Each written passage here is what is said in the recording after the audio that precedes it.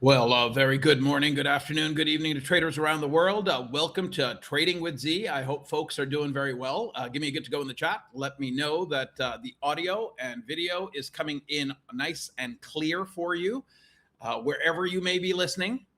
So I want to just make sure that that's all good to go. All right. It looks like we are all good to go. Amazing. Let's go, go, go. All right, folks. I hope that you're doing very well.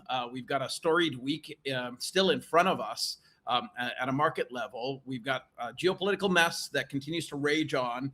We've got mega cap FANG stock earnings. We've got breakdowns in markets in Asia.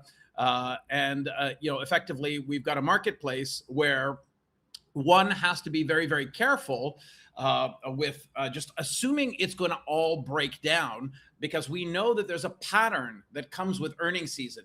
The pattern with earnings season, especially into the Mag 7 stock earnings, is the market might look like it's going to fall apart, but it tends to hold up, push up, and then if the news is good, we get a pop. That pop then gets sold back down. That's been the pattern that we've dealt with for many a quarter, and I don't see why this time is going to be dramatically different. So let's get right into it, folks. Again, I'm going to do just a quick check again and make sure that everything is going well. And to everyone saying hello, asking me how I'm doing very well. Thank you very much. And I hope you and yours are well as well. And I hope folks are happy and healthy and ready to go, go, go. So just another quick check. Everything good on the AV front. Just doing a double check here to make sure, because I know we had some issues yesterday, and I want to make sure that we avoid those issues today and moving forward. So I've made some adjustments, made sure that all is good. Okay, that's amazing. All right, folks, let's get right into it. Everything that I do and say here is for education and insight purposes only. It's not meant as advice. I'm not a registered financial advisor or representative. You must consult yours before making any trading decisions. Trading involves risk, not just reward. Risk of loss. Trade with money you can wholly afford to lose. When I trade, it's always in line with my risk trading plan, which is unique to me and might not be suitable to you. Consult your registered financial advisor and get a risk trading plan. Whether I'm discussing past trades taken, doing live trades in front of you, coming up with plans and projections for future potential trades, whether I'm doing so with respect to a live cash account, a demo account, or a prop trading account, I'm doing any or all of that, any combination of that, for education and insight purposes only. It's not meant as advice. Finally, if I poll you in the chat and I give you an average response back to the poll, the sentiment there is not necessarily indicative of the sentiment of the entire group, just those responding. I don't audit the chat, so do take that stuff as anecdotal. All right, well, that's a mouthful. Let's get right into it, folks. So your pre-market briefing is how we're going to start. And we're just going to get a lay of the land over here. And then we're, of course, going to move into live battle operations. So let's go, go, go. So where is this market? Now, what you're looking at right now is a very long-term chart. Why does it apply to day traders? We need to know where we're located, because that location is either fertile pasture for buyers or it's burnt grass, and we're ready for sellers to come in and turn the dirt over. When we take a look at the hard right edge of the screen over here, the location of the S&P E-minis is just underneath this pink line, which is one standard deviation above the center of this very long-term channel. And this structure is what we've been operating within and around since October of 2022. So let's zoom into the hard right edge over here and get a good sense of where we're exactly located. We're below the pink line. We're above the center of the channel. We have a push down in the market. That push down in the market was on Thursday and Friday last week, and this is on the S&P E-minis. Yesterday, we tried to get off the mat and get above the center of our weekly pivot levels. I use two different pivot strategies, and I use the weekly calculation, superimposing them on the daily chart, 5-minute chart, or any time frame, really. The purple line is the Fibbo weekly balance pivot level, and the blue line is the DeMark weekly balance pivot level. And what we've seen yesterday is that we perforated both. We got up to a key area where you see a whole bunch of this mess of red lines. These red lines over here are volume points of control. They are the area where the most number of contracts exchange hands for each of these volume profile histograms that I have nested going back in time. They start at specific cutoffs. So 75.55, very important number if you want a bullseye to get above. And for below, if we are coming down again, 74.70, effectively below there, there's trouble on the S&P E-minis. Where we are located right now is under a resistive structure that we've already opened the door to go above. It really does depend on how the NASDAQ performs to really help the S&P get through that resistive structure. If you take a look at the percentage change versus yesterday, it's up 0.45%. Let's go look at this in terms of the NASDAQ E-minis. So here's the NASDAQ E-minis. I'll pop that up on your screen right now so you get a good sense of how that's doing. And you can see it's up 1.4 percentage points. Bear with me for a moment here. I've got some fans that I need to turn on. So I'm just going to go off camera for a second here. Now, when you think about the NASDAQ E-minis, it's of course the week for the NASDAQ when you think about the Mag 7 stock earnings that are coming out, which is Alphabet and Tesla tomorrow. And then we've got Intel on Thursday. So we are seeing outperformance from the NASDAQ to start off this market morning. And that's a risk on factor or cue. That supports this market struggle busting higher or even trending higher inside the day. It might be a slower market until we get to tomorrow afternoon. But the idea is the NASDAQ has taken the reins of risk sentiment and is now in place to actually lead us higher.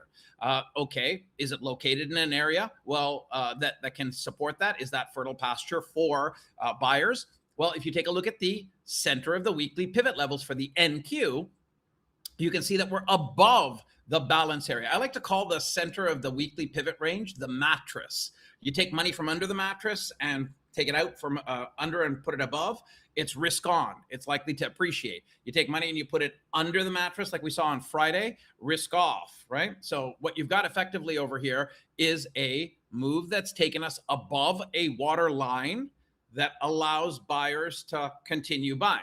Now, is today going to be a day just like we have to just have the basic perspective of, can today be a 3% up NASDAQ day? That's doubtful. So what I want to temper any enthusiasm with is we are waiting for earnings tomorrow after the bell. We're already up 1.5% on the NQ vis-a-vis yesterday's close. Are there catalysts that are planned, like economic data, et cetera? Are they planned, okay, for us to be able to theorize, project that we're likely going to see a stronger day than 1.5%? And the answer is no. So very straightforward, we may have seen the majority of the gains that today is going to hold already in the rear view mirror.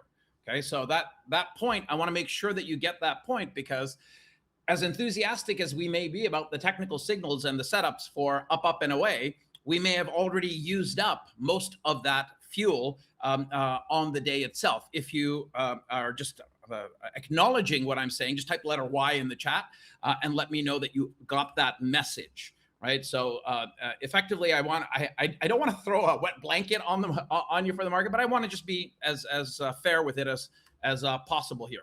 So we have to get a little more detailed in terms of levels and technical signals on the NQ. But what I'm going to do is I'm going to add a little bit of couching to the sentiment that the market has this morning. It's NASDAQ-led risk on. Could we include small caps in this? You know, small caps tend to be like a canary in a coal mine. They tend to give you that a leading indication as well. Well, when you take a look at the RTY, the Russell, it's only up 1/3%. The S&P is doing better. It's doing better because of the Mag 7 stocks within it, and the NASDAQ's being bought.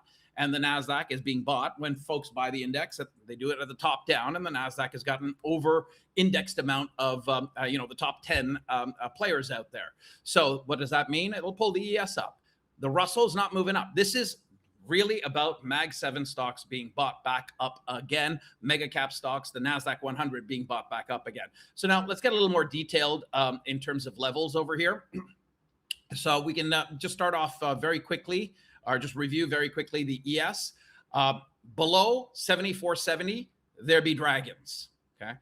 Above 75.32, I think that there's opportunity for another attempt to come up to 75.55.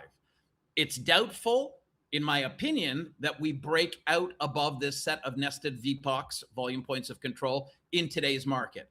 It would require like a Taco Tuesday type moment where we end up seeing a geopolitical positive come out. Speaking of geopolitical positives, well, what's oil doing right now? Is oil in a spot where it's telling us that things are going to get hairier, or are they going to get better? So let me just go take a quick look-see at oil over here. There's the daily candle. Well, it seems to be back up towards highs from yesterday. That's not good, but it's not deterring, right? The geopolitical red is not deterring the NASDAQ related earnings related pattern for Mag 7 stocks. So we are seeing oil up on the day. It's not dramatic, but it is up on the day, and that should be a concern. Now, if oil is up on the day, are we seeing people run and dash for cash? Is the dollar strengthening? Is the euro weakening? Well, let's go take a look at the euro. It's actually at a standstill. So, excuse me, I wouldn't say that it's in a spot right now where the euro is declining to a degree where it implies the dollar is going to go up and everything's going to turn back down again. I don't think that that's the case. Okay, it's more so at a bit of a standstill. It's pretty much down, down 0.03%. Why does this matter? Euro down, dollar up. The way that the dollar index is constructed, over 6/10 of it is divided by the value of the euro. So euro down, dollar up. Dollar up usually is a headwind to assets appreciating because most things are priced in the US dollar. So think about the US dollar as the denominator of a fraction and a stock certificate or a stock price as the numerator. If the dollar is strengthening, that fraction is under some stress. Okay, right now, you've got some couching. The dollar is not a problem. Crypto is up. The NASDAQ is up, and crypto's up fairly big. Let's not get crazy with the words. 1.6% for Bitcoin is not fairly big, but in this market, sure. And it's approaching the top of a bottoming pattern. There may be opportunity to trade crypto as well as the NASDAQ, as well as the ES on the day. And crypto may have more legs to run, actually, because it has more motility. Now let's get down into brass tacks and down into the key levels that matter here. So for the S&P E-minis, what I've done over here for you is I've put a volume profile histogram in place from Thursday evening last week through now. So this is kind of a bottoming process. There is a water line here. That water line is 75.14. We have to stay above there, okay? And we know that 74.70-ish is a danger line. We have to stay above 75.14 in order to support up. If we come back and back test it, that's okay, but that's really the line of danger for day traders at this stage. If we come down below it, we're probably gonna come down and fill some portion of this range. The fact is that we've come from the bottom of that range, right? So we're in a consolidation pattern. We're trying to get up to the top of that consolidation pattern, and that consolidation pattern started around midnight, getting through about 75.25 and then 75.32. Are going to be the two long above levels for the ES. What about the NQ? Let's go and do that right now. Let's go find my NQ chart. So I've done the same sort of thing over here for the NQ. It's well above that waterline of the bottoming pattern, but it too is in a consolidation pattern right now, and it's actually breaking out above the top of it as we speak right now. It's at 29,212, and I'm kicking myself that I'm not already in a long side trade. So what I'm going to simply say over here for the NQ, we don't want to see it submerge back down below about the 165 area. We want to see it sustain above there to support long side trades. Right out of the gates, we are seeing some buying come in. I've got MNQ, I think, loaded up in my baskets over here. Yep, I've got the right account that I'm trading. I'm trading an FFF account. So for those who are trading FFF accounts, you do know that you have a 10-second position maintenance. You got to be in the position for about 10 seconds in order for it to be valid. I think it's 50% of the trades have to remain, have to be in that area. So I'm trying a little breakout trade, not seeing any effectiveness as of yet. It's selling back down again. I don't like what I'm seeing just yet. Do I think that it can pick itself back up? Probably. I'm not really seeing a good reason for it to, fully unravel over here. But look, the trade's not in the money right now, and I am waiting to see whether or not it bounces up off of the breakout forecasters. It's come down a little too far for me right now. It's only one MNQ. I'm only off about $90 here, but still $90. So I want to be very careful about the next little bit here. I think that we're going to bounce back up. I think we're going to attempt to come back up towards that high. I got in very poorly, admittedly. If the bar goes red on me over here and we start coming down below the center of the channel, below 29,176, we've got a problem, and I'm going to have to get out of the way because 165 is a danger line. We've already assessed that 165 is a danger line. So right now we're sitting at 180. I'll hold the trade for a moment, and let's see if we get a risk reversal right now. If we don't, I have to get out of the way because 165 just broke. Well, it was perforated. Okay, so if 165 gets perforated, there's trouble effectively here. Let me show it to you right over here. right here. You can actually zoom in and you can take a look at the volume profile node. Let me just pull this apart a little bit here. It's effectively back testing it at this stage, right? This should be a back test and a bounce. Based on the sentiment and the way that the market is signaled, it should be a back test and a bounce. But again, it's the opening move. Are folks taking profit, perhaps, from the overnight move? And that's the risk of trading the open, of course. But we've now defined the top of the range. Well, I think we have at least for the first 5-minute bar. And it's around the 250-ish area. The 165 area is a volume profile node sitting right there. And we've come down below it, but we're still within its gravity well. So I'm not concerned to the point where I want to flip the script to playing short at this stage. I don't want to flip the script to playing short at this stage. We are in a bounce from last evening, as you can see, and we're in a consolidation pattern that should be a consolidate to continue. It should be a consolidate to continue because we've come up above a overall bottoming pattern top, right? So we've come up above the top lip of the mattress as well. So I think that we're likely going to flip back to a buy signal state, and I'm going to try an entry above 185, 187, somewhere in that territory, and see if we get follow through. This is the time of day where there should be buying can beget buying, selling can beget selling. Signals at this stage, if we're looking at it on a multi-time frame basis, are not horrendous. The hourly chart is in a buy signal state on the NQ. The 5-minute chart's deciding whether it wants to be in a buy signal state or a sell signal state. It's tentatively in a sell. The 1-minute chart's in a sell signal state. We can see the down triangle there, and you can see the champion cross sell zone plaque, toggled on for a moment there, but it didn't remain. So let's see if 165 or thereabouts holds as support. Effectively, we've come back to the base that we launched up from at around 912. If we're breaking that base and coming down below 40, I can try a short below 40. I'm going to try it. Okay. I'm not going to stay in it if we don't directly continue below 40, because then we're coming down to the low that you saw back over here, which is down in the 115-ish area. So let's see if this one decides to work out. If it gets shot up like that, I don't want to be part of it, right? We're effectively, I think, back testing a launch zone. And I think the back test of this launch area will lead to a bounce. I think that. I see the signals are on the side of sell. So I tried the short. I didn't have any effectiveness there. If the short wants to continue working out over here, I can try it again and play it down to 115, below 135. But my suspicion is we are likelier to see this thing try to firm itself back up and bounce back up towards the highs of the session. That's my suspicion based on pattern overall and the fact that we've come from a low already. But look, you come down below 115, there's not much left, for longs to really jump up and down about. You come down below 29,115, we've probably going to come down to 29,080 points, which is where the top lip of the mattress or the center of the weekly pivot ranges are.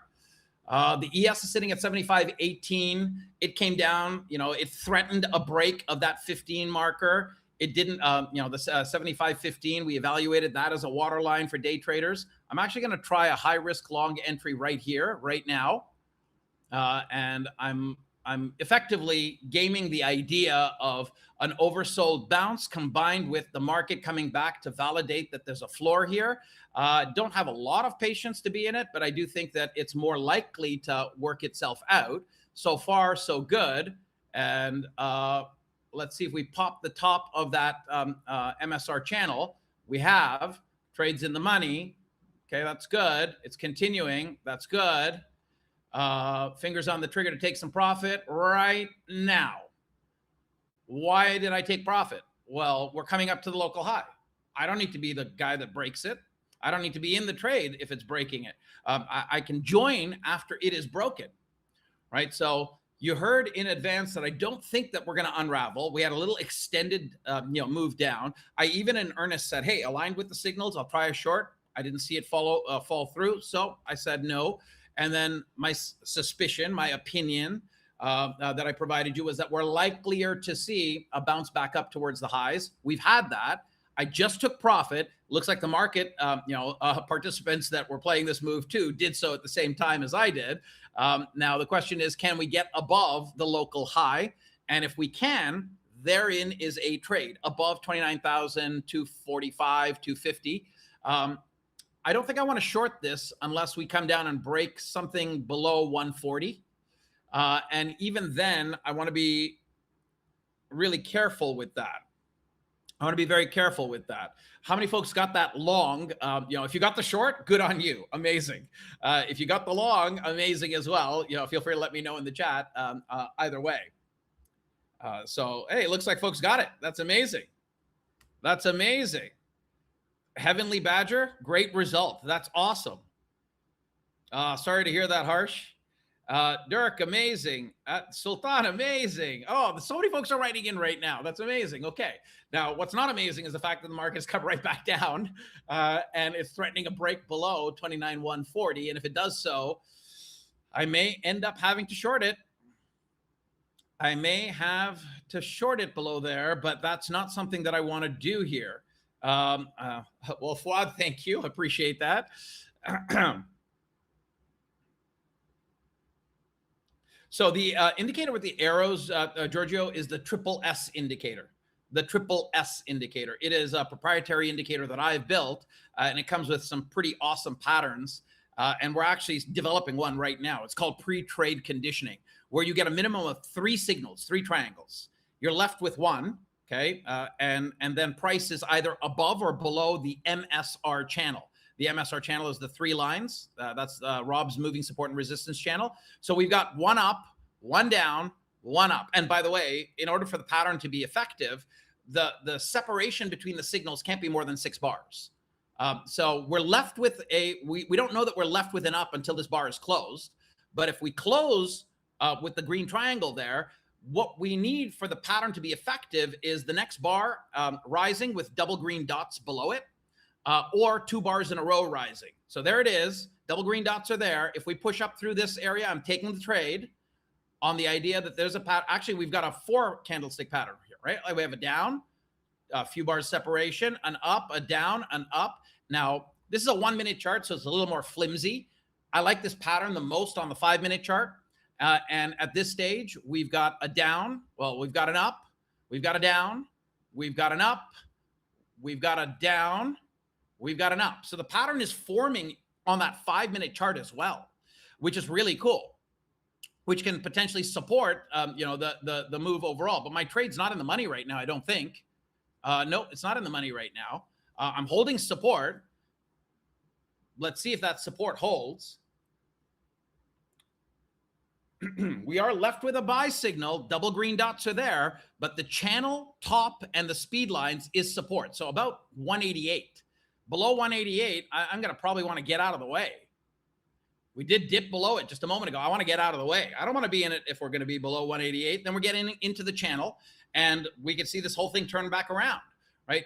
Pre-trade conditioning is a setup, effectively, where you're getting oscillative signals because the market is trying to fight. It's indecisive enough to fight the up, then fight the down.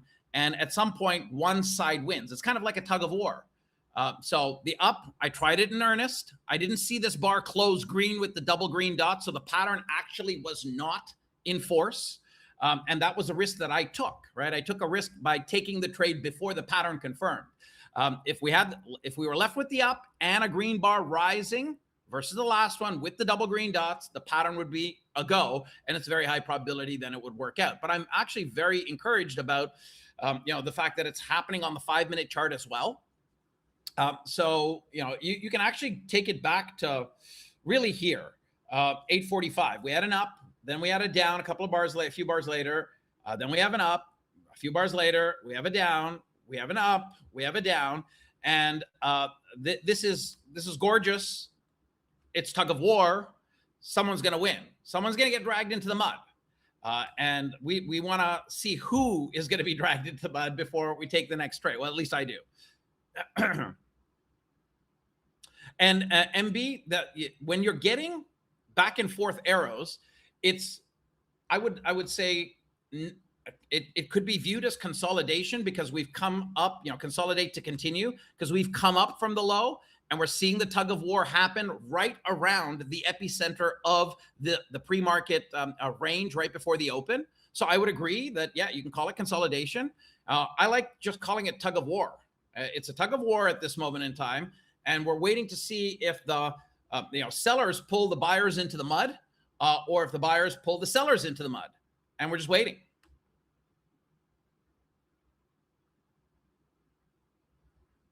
Wow, I see. I'm just looking through the chats while we're waiting over here, and I'm seeing so many folks got the last long, which was amazing. That's really good. That makes me happy to know that folks are utilizing the insights to their advantage, which is amazing. Okay, let's continue on over here. So I've taken it back down to a 1 minute chart. We're left with a down. We've got one bar below the MSR channel. If this bar is red and closes lower than the last closed 1 minute bar, the pattern is effectively engageable for a short, right? And I said I'd try a short below 140. So I'm not, going to dig my heels in and go, it has to go up today. We've already had a big amount of gain happen in the overnight session, 1.65% up on the NASDAQ, right? So you already heard me call out to you in advance of the market start that I still think that we're going to try to push up, but I don't think that we've got a lot of range left, right? I don't think that we've got a 3% day, and the words I use specifically, unless we have a turnaround Taco Tuesday kind of thing, which it's not predictable, even though it happens on Tuesdays fairly often. We'll see. Okay, so we did not get a follow through with a close lower than the range of the last close 1 minute, second last close 1 minute bar. We're getting a turnaround right now. This turnaround leads price back up above the top of the MSR channel. We could be in a buy signal state, and we're continuing to see that tug of war playing out. And Andy, absolutely, you can get this layout. Now, this layout includes the triple S indicator. Later in the session, if you ask me, I'll do it without it. If you don't own the triple S indicator, this layout won't work, but I'm happy to provide you the layout code right now. So if you do have the indicator, you can immediately put it to work. So let me just export that layout code and copy it. Perfect. And I'm just going to try to deposit in the chats, okay?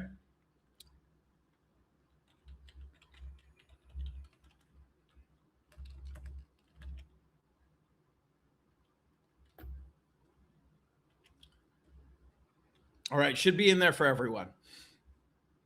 Now you can import it very simply, right? Go to the hamburger menu and do your thing over there with the layout drop down, import layout code, and you can just put the characters in there, but make sure you save your work on whatever you're working on now. Okay, I've got wealth signal coming in. We're in a sell zone, 1 minute chart. We're in a sell zone, 5 minute chart tentatively. 140 is the number. I'm going to take the short. It's risky because we're still not, we don't know for sure that the buyers are going to be pulled into the mud. I don't know that yet. If we whip back up into the channel, my trade is bunk, and I got to get out of the way. But I think someone said it was a good wick on that green bar, but still, we want to see the buyers be pulled into the mud by the sellers here. And the target area that I think we're coming down to, if we are going to continue lower, is 29,115. So there's another 15 points or so of potential gain to be had on a short. But again, I would keep my finger on the trigger for this trade because we're still seeing whether or not the this tug of war match is going to be won by one side or the other. We go above the speed lines, I'm out of the trade. Right? There's no good reason for me to stick around. We come back down below the low of the bar, I can re-enter the trade, and I'm comfortable with that. I've got the double red dots. I have wealth signal in the last close 1 minute bar and a breakout forecaster. I've got champion trend, champion cross. They're all there. I'm going to try it right now. I just tried to take it right below the low of the tail of the last close bar. And let's see if we get follow through. If not, that's what getting out and stops are for. I'm doing it manually, so my finger's on the trigger to get out if it doesn't want to work. But it's etching away at the floor. There it is, a little lower. Okay, and can we see 115, please? Maybe not. Okay. All right. Maybe not. So I've decided to take my very small profit off of that, and I am going to look for another entry. But at this stage, for me, for those who are still in, I guess it's still a hold. But this is not what I would consider a whoosh-worthy short moment. We should have seen a little bit of a bigger drop, but we did actually come down to 117. So I can take it below the 115 low. Okay, so I'm trying it again. Okay, so we did come down to the target area that I divined for you, which was determined based on looking at this, right? So this was the evaluation. If we come down below the lows of, as MB was saying, a consolidation pattern, sure, that can become an area, and below 115 is the 29,080 points. But if we go back up above the 125-ish area, don't want to be in the short. Right, we're going to try to overturn this. This is that critical moment from my perspective. So I'm seeing it come up above 125. I am not interested in staying. Those who've got the wherewithal to remain in the play, you're not off base. Okay, you've got a sell signal. Double red dots are there on the 5-minute chart. The pre-trade conditioning pattern is almost in force, and we have come down to 97 right now. Right, so that trade would have worked for me if I stayed in, but shoulda, woulda, coulda, doesn't matter. So those who are in, the target area that we're headed down towards is probably 29,080 points, probably. Okay, so if you caught that, feel free to share in the chat. It came close to the target area, but what I'm really encouraged by at this stage, which is kind of contra what I was expecting for the day. I was expecting us to try to push up one more time, perhaps get above the 29,300-ish area, close to the 400-ish area. But that's not happening. And what I'm encouraged by is this pre-trade conditioning pattern where I've got multiple signals. Now I'm left with a down. If this bar closes below the MSR channel bottom, and I've got the double red dots from the triple S indicator above the bar, the pattern's a go. Now, we'll see. I'm popping back to the 1-minute chart here. Breakout forecasters are still in play up until the last closed 1-minute bar. Let's see if this one decides to unclench and go below the lows of the last 1-minute bar. Then I could potentially try to enter again. No breakout forecaster. Speed lines are compressing. Counter trend bounce against the very nascent downtrend. Maybe what's next? If it's a bear flag, anything really below 29,100 would be shortable. What about the other side? If I want to go long here, what the norm would be is we'd come back and test the last, second, third, and on a 1-minute chart, even the fourth last breakout forecaster can be tested. And then the pattern should resume to the downside. So there is some predictability of where we can go up to. It's usually the third or the fourth that we get up to. Which would be 29,175 to 190-ish. The alternative is a short below 29,100. The long is risky because the signals are short, right? The signal, and we have made a lower low. But it is what is happening right now. Dare I try a long using the predictability of what happens? And what happens effectively is we go back and test the last several breakout forecasters and then come back down again. So, and if we just come right back down again, I'm cooked. I have to get out of the way. So I've tried it. And there's your test of the second breakout for a second last. I'm not going to risk much more than that really at this stage. I'm going to hold on for as long as I can. And now I'm out with some profit. That was a very opportunistic trade, right?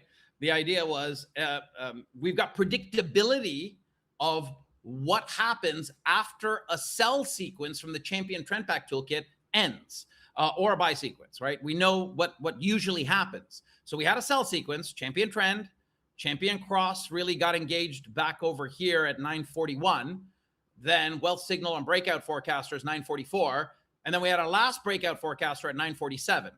And then we had an absence of 2 to 3 bars with no breakout forecasters and a bullish speed line cross. What does that, on this bar is where I took the trade, I think, this bar or that one, I think it was this one. Bottom line is the predictability after that is that we will come up and back test the usually the third or fourth last breakout forecaster. And we have done just that. So the toolkit works like a charm. Jesse, that's amazing.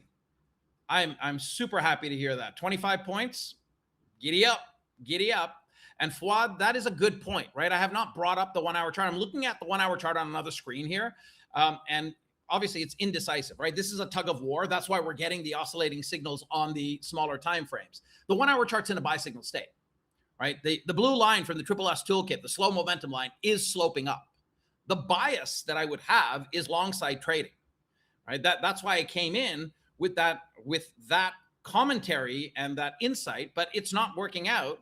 And I also want to temper my long side bias, quote unquote, by knowing that we've already come up 1.5% overnight, right? So at this stage, I'm equally willing to play the short side, and I'm considering it as we speak right now. Again, we're looking at a 5-minute chart right now. The double red dots are there, but I'm not seeing price action come down below, towards lows of the last closed 5-minute bar. That's not happening. And the last trade I took was actually a long, right? Because the sell sequence ended. Now, if it's going to resume, I want to see the fast speed line. For those of you that are newer, what are the speed lines? They're very fast acting moving averages, right? There's a blue one and there's a magenta one, or cyan and magenta. I want to see the blue one cross below the red one or the magenta one. Right? I want to see the blue one cross below if I want to short it again. You can see that the last cross happened right there, right? And you can see the effectiveness of the crossovers of these very short-term moving averages. Okay, so I don't have a crossover yet, but the lines are compressing, right? So if they're going to compress and cross, I've got a short. Otherwise, I've got to kiss and bounce, right? The fast speed line could be kissing and then bouncing. I think we're going to get a short, but I want to wait for that crossover at this stage. And that might mean I have to miss out on some points. That's okay. So we're going to wait to see how this 1-minute bar kind of fashions itself to a close. And it's still got about half its life left to live. Another 30 seconds. And keep in mind, we're getting close to the end of the hour as well. At the beginning of the next hour, I don't think we have any data of consequence. I just want to double check that for myself as well over here. So bear with me for a moment while I just double check that. I have it in my PDF for members, but let's see if there's anything of consequence. I don't think there's anything. Nothing of consequence. It's so still mechanics of hour change can become a thing. So we want to be careful at the hour change, but we still have some time before that. So what are we seeing? We're seeing these single blue dots now appear above the bars. That's part of the Triple S toolkit as well. And what it's saying is that, if we're getting the single blue dots, the sell signal state that we're in is cooling off. We are in a sell signal, right? Down triangle. Now we've got the double red dots. Now we're coming down. Now we've got a bearish speed line cross in intra-bar. So I'm willing to take the risk of trying the trade. Okay. I don't have it closed with a crossover. So again, I want to just demonstrate over here. The speed lines are tentatively crossed. The bar is still alive, right? If this shoots right back up and that fast speed line comes up above the slow, my trade's bunk. It's gone. It's cooked. It's done. I can't be in it. So the risk of doing it before confirmation, you have to accept. Now it closed with this fast speed line below the slow. So I'm now looking for price to stay below the speed lines and push down. If I don't get that, I have to, at my discretion, decide where it's time to get the heck out of the way. And I'm getting close to wanting to decide that as we speak right now.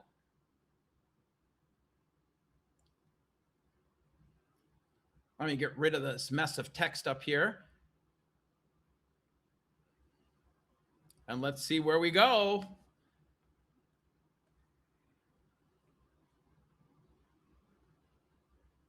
Exactly, John. It is a semi. It is a NASDAQ 100 day, right? The ES is actually doing better than the Russell because there's some cross-pollination, but you're absolutely right. And you've still got a geopolitical negative in play, right? Most importantly, the point that I stressed, and I asked everyone to put a letter Y in the chat if you got the point, is we've already had a run in the overnight session, right? We've already had a run. That run has taken us to an area of expense, if you will, that is already used up most of the bullish fuel that was available to retrace back up on the day. If there was another catalyst that was pre-planned or programmed out, that we could, theorize and project on, great, but we don't have economic data to do that. So Either it's a geopolitical Taco Tuesday type moment, and we can see a 3% day on the NQ, but it's doubtful, right? I don't know that. That can come out of the woodwork, sure. So the fact that I've got the pre-trade conditioning pattern in play, and I've got a resumption. This is effectively a resumption short, right? We use that speed line crossover as the trigger for it. And the trade really is based off of the existing sell signal that is in place on the 5-minute chart, right? With the pre-trade conditioning pattern. So we have, the minimum of 3 signals, right? And this trade is working out fairly well. It's doing fairly well. I like taking profit frequently, so I'm getting closer and closer to wanting to do so. I'm going to take a little bit of profit there. Now, this trade is still viable to hold. I like locking in pieces along the way. If we come down below the low of this bar, we're coming right into the top lip of what I call the mattress. The mattress is the center of the weekly pivot levels. So do I want the trade from 96 down to 81? No. I want the trade from 81 down to 28,913. Right? So I don't think we'll go all the way down there, but hey, it's a market. It's done stranger things. I don't want the piece right into a known, very utilized mathematical support area, right? Where in and around it, you can see it's very effective. It's a line that's predetermined before the week starts. It's a pivot level. And this is a Fibonacci-driven pivot level, and it's the balance area. It's the center of range, if you will. That's the DeMark balance pivot level. Now, if we come down and we slice through it, we could see a move that takes us down to this volume profile node. That would be the first stop. And it is where a local low is, underneath the top lip of the mattress. That would be in and around 29,000 and about 10 points. So if we're going to breach 29,080 points, I've got another short. Otherwise, we got another counter trend bounce popping up. It's still a downtrend. We still have lower highs, lower lows, but note that this low is not dramatically lower than that one. It's still lower, so it's still a downtrend. We don't have that. One thing that I can teach you over here that has to do with trends, the way that you spot a downtrend is ending is if the low before the back test of the downtrend line is actually a higher low. So let me bring a trend line in here to just kind of draw this out and make it as clear as I can here. So there's your downtrend. You have to connect 3 sequentially lower highs for a downtrend. You're measuring the strength of buyers for a downtrend. You're measuring them weakening.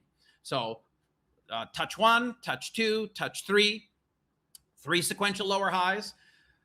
Typically, if the downtrend formation is going to break, typically you get a higher low before the back test of the downtrend line.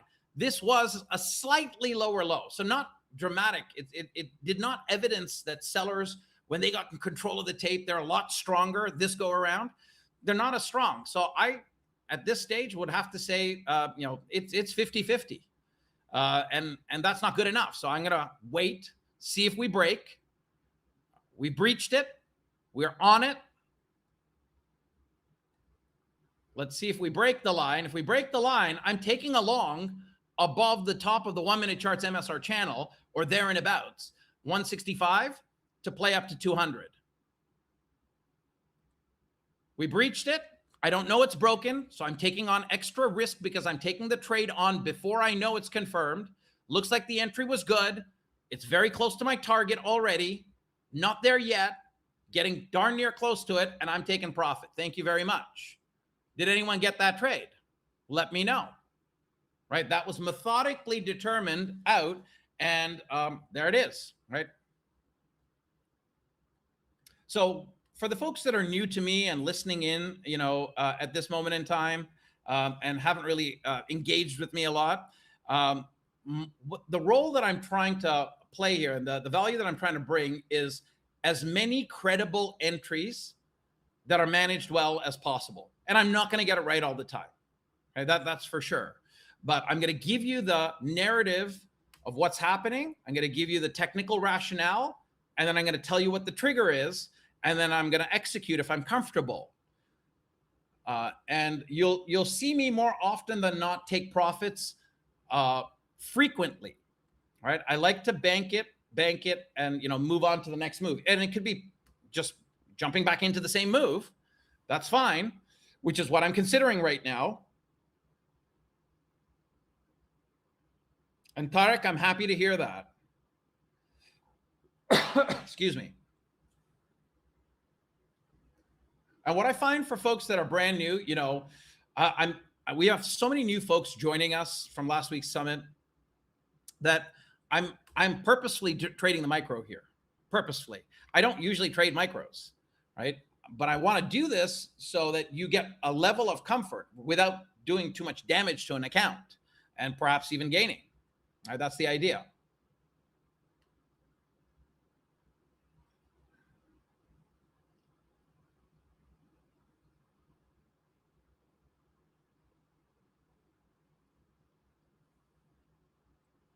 The chat is quite lively. Sultan, that's amazing results. Nice 4-digit result. That's amazing. I'm happy to hear that.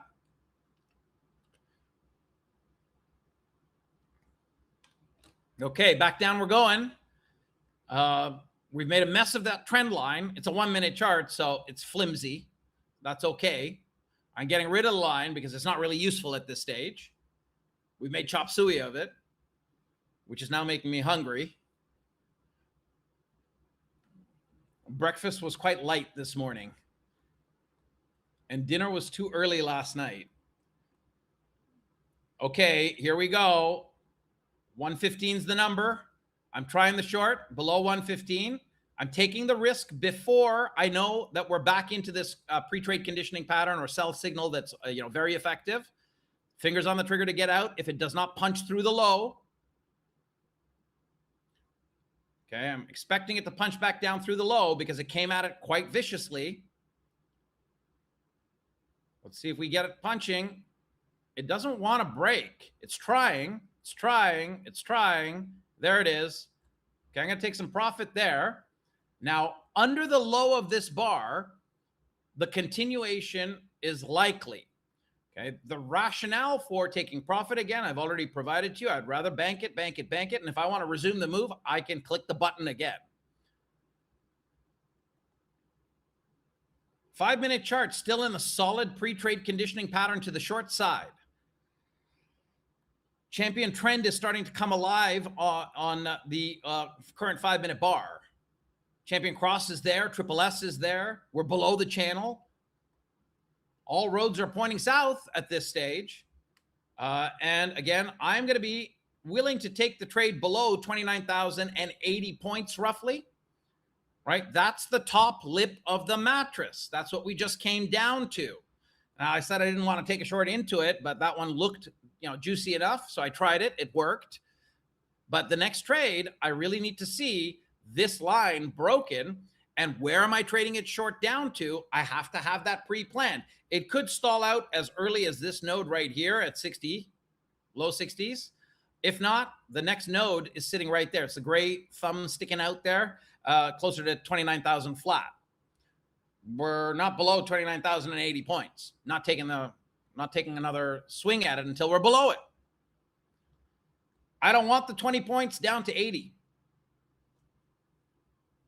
I want the 80 or 70 points down to 29,000.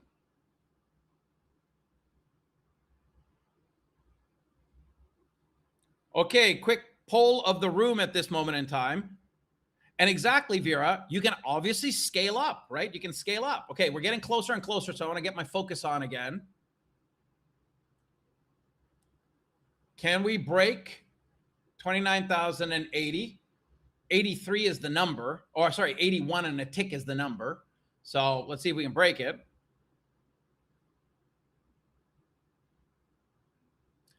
The ES is actually holding the NQ back. It's actually in a bit of a different spot if you look at it relative to the NQ. So I'll give you a quick view of that right now.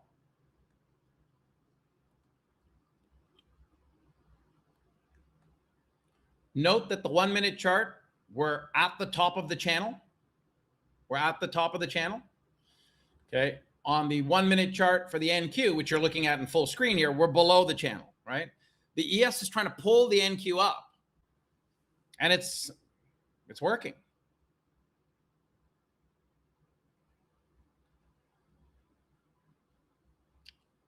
Does someone have a magic 8 ball for me? You can ship it over. I'll shake it. You know, one of my students actually gave me a crystal ball. I keep it on my desk, and you know that it's quite. It reminds me every single day that we have to go back to structure, rationale, clarity of signals, alignment of time frames for signals before we make decisions. We have a sell signal state on a 1 minute chart. We have a sell signal state on a 5 minute chart. What about the 1 hour chart that forecasts out the next 3 to 6 hours? It's not in a sell signal state, right? We've got a lot of droppage to do before the hourly chart turns into a sell signal state. So at this stage, you know, closer to 29,000 or lower. So at this stage, the quality of the shorts, the quality of the trades on the short side are not as high quality as as I'd like them to be, because I don't have alignment from the 1 hour down to the 1 minute time frame on the surface of the chart, the signals.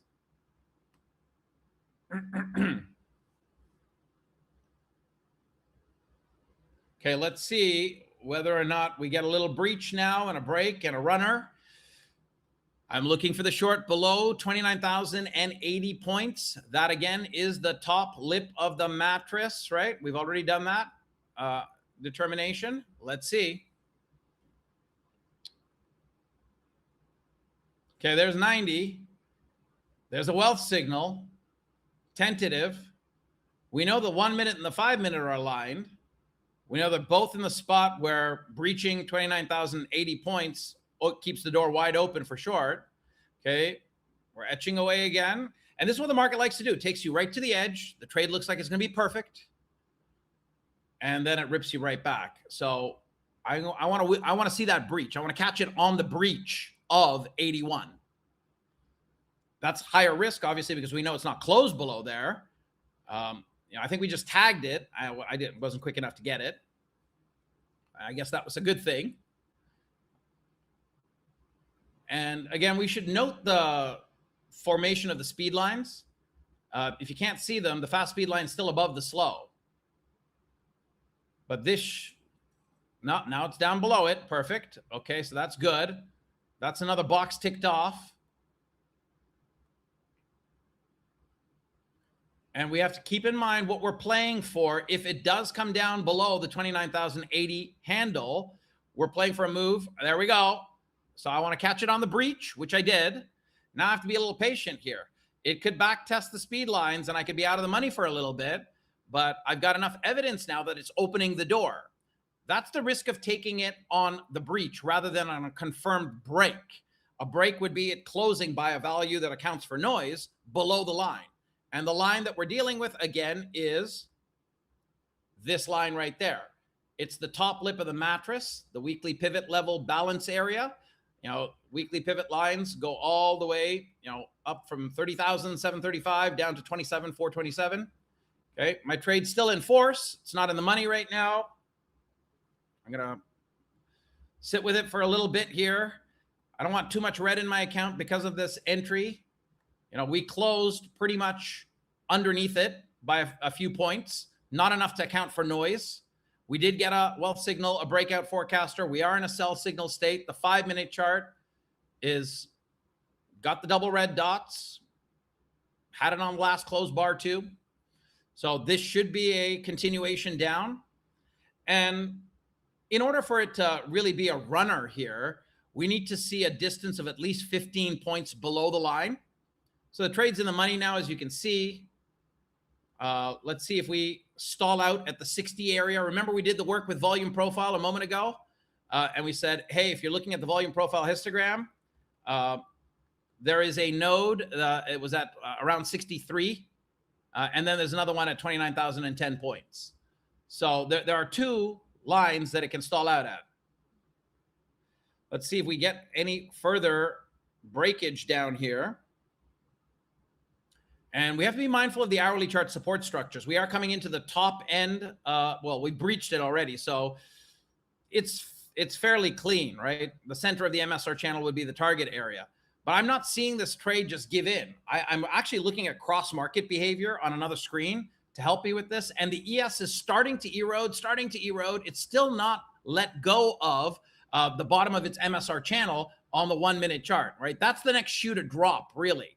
75.12 breaks on the ES. It drags the NQ lower. My trade's, I think, out of the money at this moment. Let's go look. Yeah, slightly. I've got a reversal wick in play. It's getting a little out of hand, by coming up and trying to test the sell zone. But I've still got my indications telling me, hold on. It's probably going to come down and make a lower low. We are in a downtrend in general with a little deviation that happened here where the trend broke and it, threw us for a bit of a loop. Don't like not being in the money on this type of a trade. So at my discretion, I'll get out of the way and re-enter only if I'm below. What I'm waiting to see is whether or not this compression of the speed lines results in a crossover of the fast speed line above the slow. Then we're coming back up to test the second, the third last breakout forecaster, right? And that this sequence ends. So at this moment, we've got a little less than half the lifespan of this 1 minute bar left to go. If it ends up closing above the speed lines, we don't see this go back to red, pretty much right before the end of the bar, I'm going to get out of the way because we're going to pop back up to about 125 or higher. At least I think I'm going to get out of the way. I'm getting out of the way. Fast speed lines above the slow. I'm getting out of the way. I don't want to flip to long just yet. That's a bit of crazy pills. Don't want to do that just yet. Now, if this ends up being a bear flag, breaks back down, we come back down below 29,080 points. For me, I'd probably want to wait for about 29,070 this go around, 73, 75. I could reshort it there. And Teresa, that's a great insight. There are going to be buyers at every node, right? It's about the number of buyers that are available. And clearly there were enough in and around the low 60s to turn this thing around, and I got out of the way.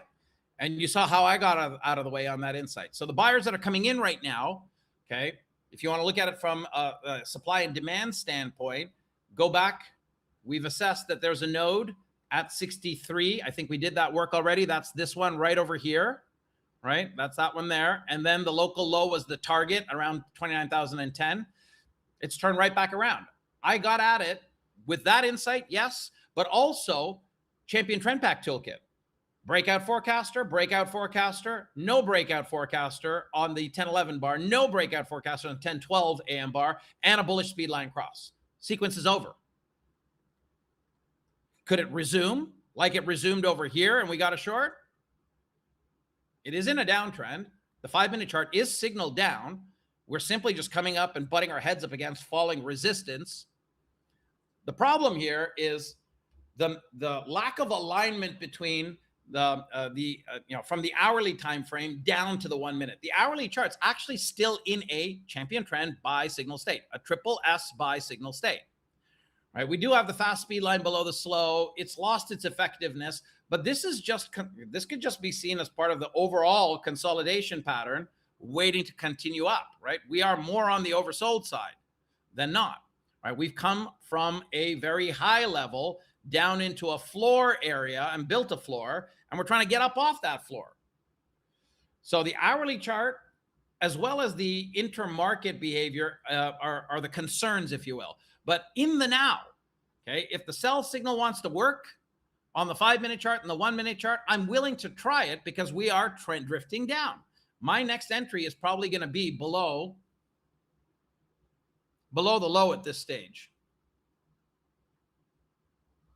Below 60. 62. Let's see. And Andy, there's a great video that I can point you to that will teach you all about how the pivot levels work. I'll show you where to find it in the on-demand section in Wealth Charts. We've got thousands of hours of content in there, and it's well curated. So that'll be a good use. Okay, there we go. We're starting to see it chip away at that floor. And again, below 62 is the short for you. I don't know. I do know that I'm going to try it. Fast speed lines coming back down below the slow. MSR channels pointed down. We're in a sell signal state on a 1-minute chart, 5-minute chart. I'm looking at the ES on another screen. It's starting to breach the bottom of its MSR channel on a 1-minute chart finally, and a 5-minute chart, which can aid and abet the NASDAQ lower. But again, we have to be very, very clear that we've got misalignment with the 1-hour timeframes for both. Well, actually, really for the NQ. NQ's in a buy on the 1-hour chart. What would be useful right now is a geopolitical spike up in oil that breaks the ES, breaks the backs of the ES. For those who are looking for the short, I can fill it in with words, but at the end of the day, I'm not taking the trade unless we're below 62. Okay, folks, temperature check. You getting what you need from me? Lucky number 7 in the chat, or no, it's not working for me. Number 6 in the chat. You let me know either way. And I'm a big boy, so constructive criticism can only make us all better. So you feel free to throw your thoughts in as you see fit.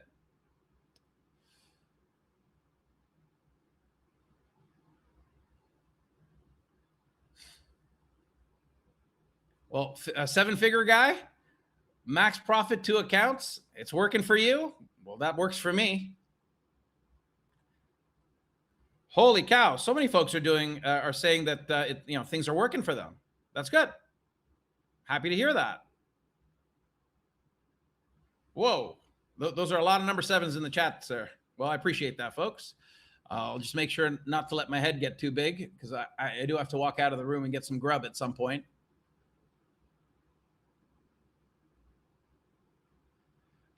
And I think, Sin, you're asking, when the profit goal is hit, yeah, it's time to exit the trade.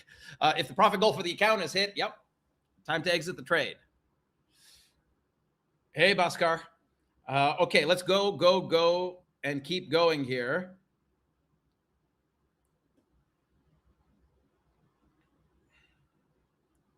Well, thank you for that. Always for you. And you might be seeing a lag where you're watching. Yeah. Okay, it's not. The ES has turned around. Geopolitical positive, it seems like. NQ has turned around. Buy signal stayed on a 1-minute chart. Glad I waited there. I think it was, who was it that said there's buyers in that area? I think Teresa, you'd said that. You were spot on. We also identified it as a support floor, and that floor held. Now, is this turnaround time? It is Tuesday, so let's see. But keep in mind, okay, we've already had a big move up, 1.3% up versus yesterday's close. Are we going to see a day like this? Do we have a causal for a 3+% day? No. And Donna, you're right. 29,080 points is the number. It's your right? It's the top lip of the mattress, which I affectionately call the center of the weekly pivot levels, the mattress. Where's my NQ chart that's a little more condensed? I'm trying to find it here. It's a 5-minute version of it.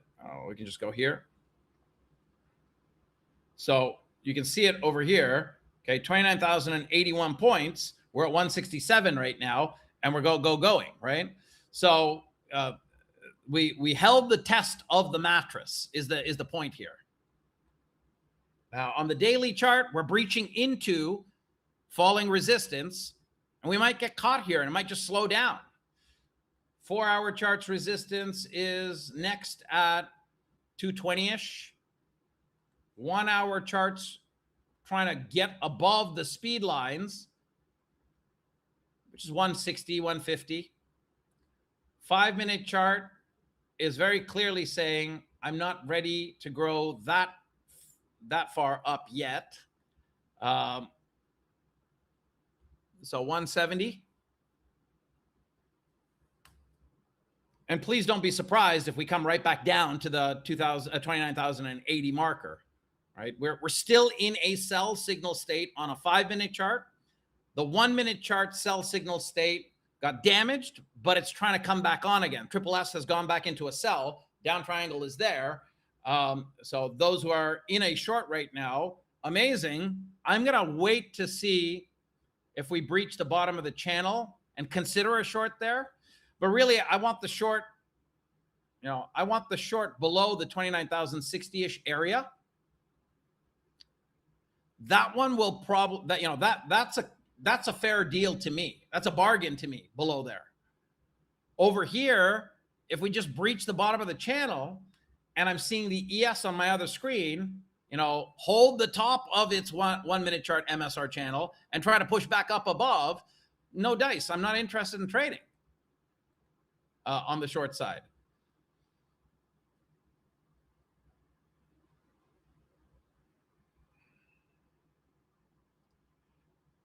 And I can't give individual advice always for you. If that's your handle, yeah, I think that's your handle, always for you. I can't give you individual advice. I'm personally not willing to go long at this moment. I'd rather take the long above the resistive structure right here at 29,175, and I can then play it up to, go back in time frame, and you'll see that the 5 minute chart's got resistance at 250. And the 4 hour chart's got resistance at 220. So if I take a trade at 175, I probably can trade that up to 220 to 250. Now that's what I've determined, but I need that door to open before I take the trade. When you're caught within the moving support and resistance channel, as my friend Frank says, it's 50-50. That's what Rob has taught us about the MSR channel. Let me see if I can highlight the channel here. Yes, there it is. So 3 lines going from green to magenta. When they go to magenta, that means that there's technical damage. What is technical damage? The technical signals are less effective. That's it. So right now, we've got technical damage. We're still in a sell signal state from a triple S indicator standpoint. I don't have the double red dots, right? We're now that sell signal is wiped off the screen intra-bar, right? It's a tentative signal if it's during the lifespan of the bar that you're evaluating. It's a confirmed signal if it's deposited left on that bar. So we're still left with a buy signal. I'm watching the ES. It's still above the top of its MSR channel on a 1 minute chart. It's above the speed lines, fast speed lines above the slow. I want to take a quick look-see at my another one of my layouts that includes different asset classes on it. It's called my Day Trade 2 layout.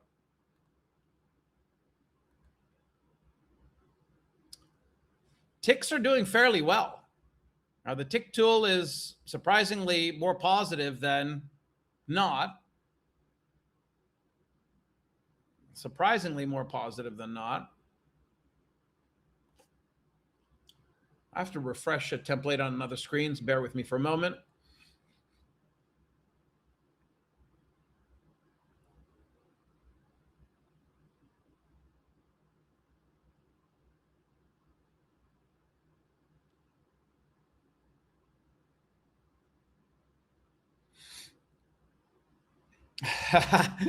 You brought Frank Drebin back, Brian?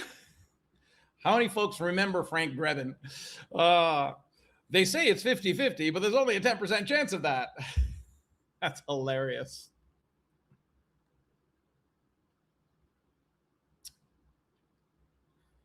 Yeah, he never gets old. I agree. Tom, I know you remember him. Yep. Okay, it's getting closer to the buy line. ES is pushing up. We breached it. Do I buy it on the breach? I'm trying it.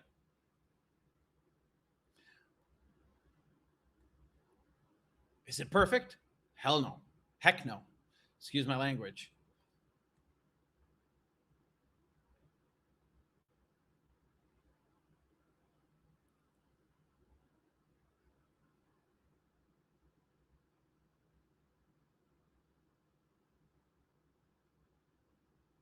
Okay, back test of the speed lines is not off-putting, but if it breaks the speed lines, then I don't want to be in the trade.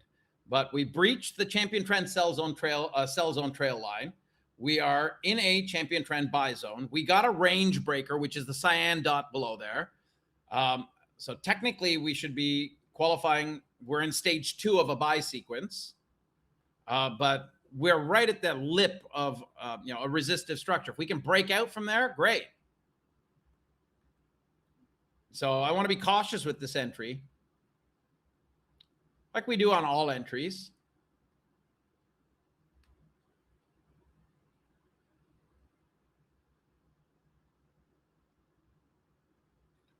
And if the ES gets a little stronger, it's coming up to a very important line, ES traders. 75.32 is the number. It's our line in the sand for the week. If the ES pulls the NQ up further, I might want to add to the trade, right? That's an option as well.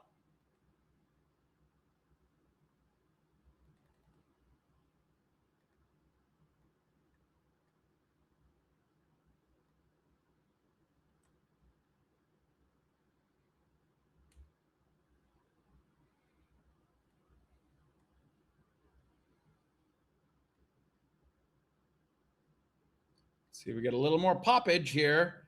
Remember, we're playing up to 220 to 250.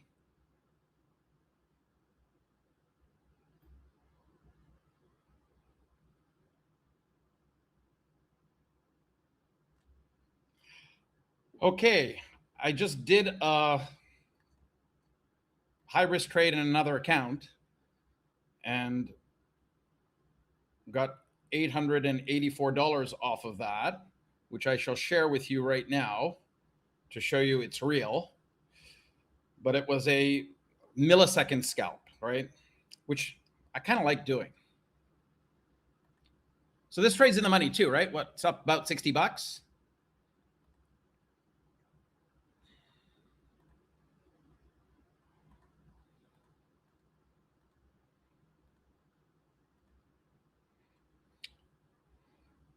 So I was waiting for that little opportunity for a little scalpy scalp there. I'm going to close this trade off right now. Okay. I'm not adding to it at this moment. And I'll just share with you the results that I just drove a second ago. So I did do it in another account, but I was able to gross about 884 on a 5 contract scalp. And up a little bit in a couple of my other FFF accounts. And the one that I was trading, it's down about 40 bucks, and I want to get that to green. So I want to get that to green and get it going. But yeah, that was a nice 5 contract scalp. It lasted, I don't think, even more than 2 seconds. And I was effectively trying to play this little breach higher here. And I think there were others that played it. We know that there's a local high right over there. So I got out of my long, but we're still in a buy sequence. If we were back testing the speed lines here and we're bouncing again, I'm willing to try a long again.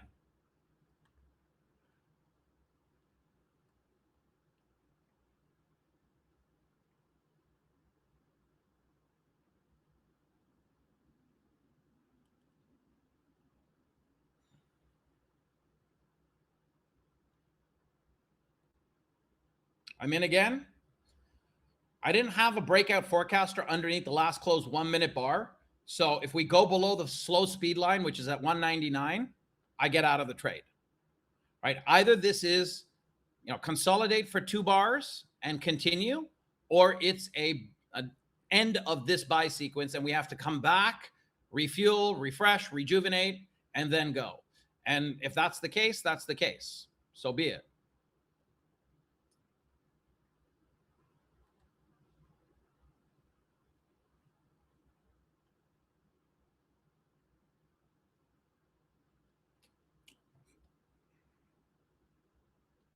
And Peggy, that's such a great question. What the role that I play in a room like this is I try to come in, and it might seem like over trading, but I know the nature of the environment of this online environment. People drop in, drop out, go to the bathroom, go get a snack, get distracted. My focus is to present you with as many credible entry opportunities, management tactics, exits as possible. That I'm comfortable taking and getting you the education and the narrative to that point. So I do this completely discretionary. I don't put stops in. I don't use the limit orders to enter positions. Now, that's a good thing to do.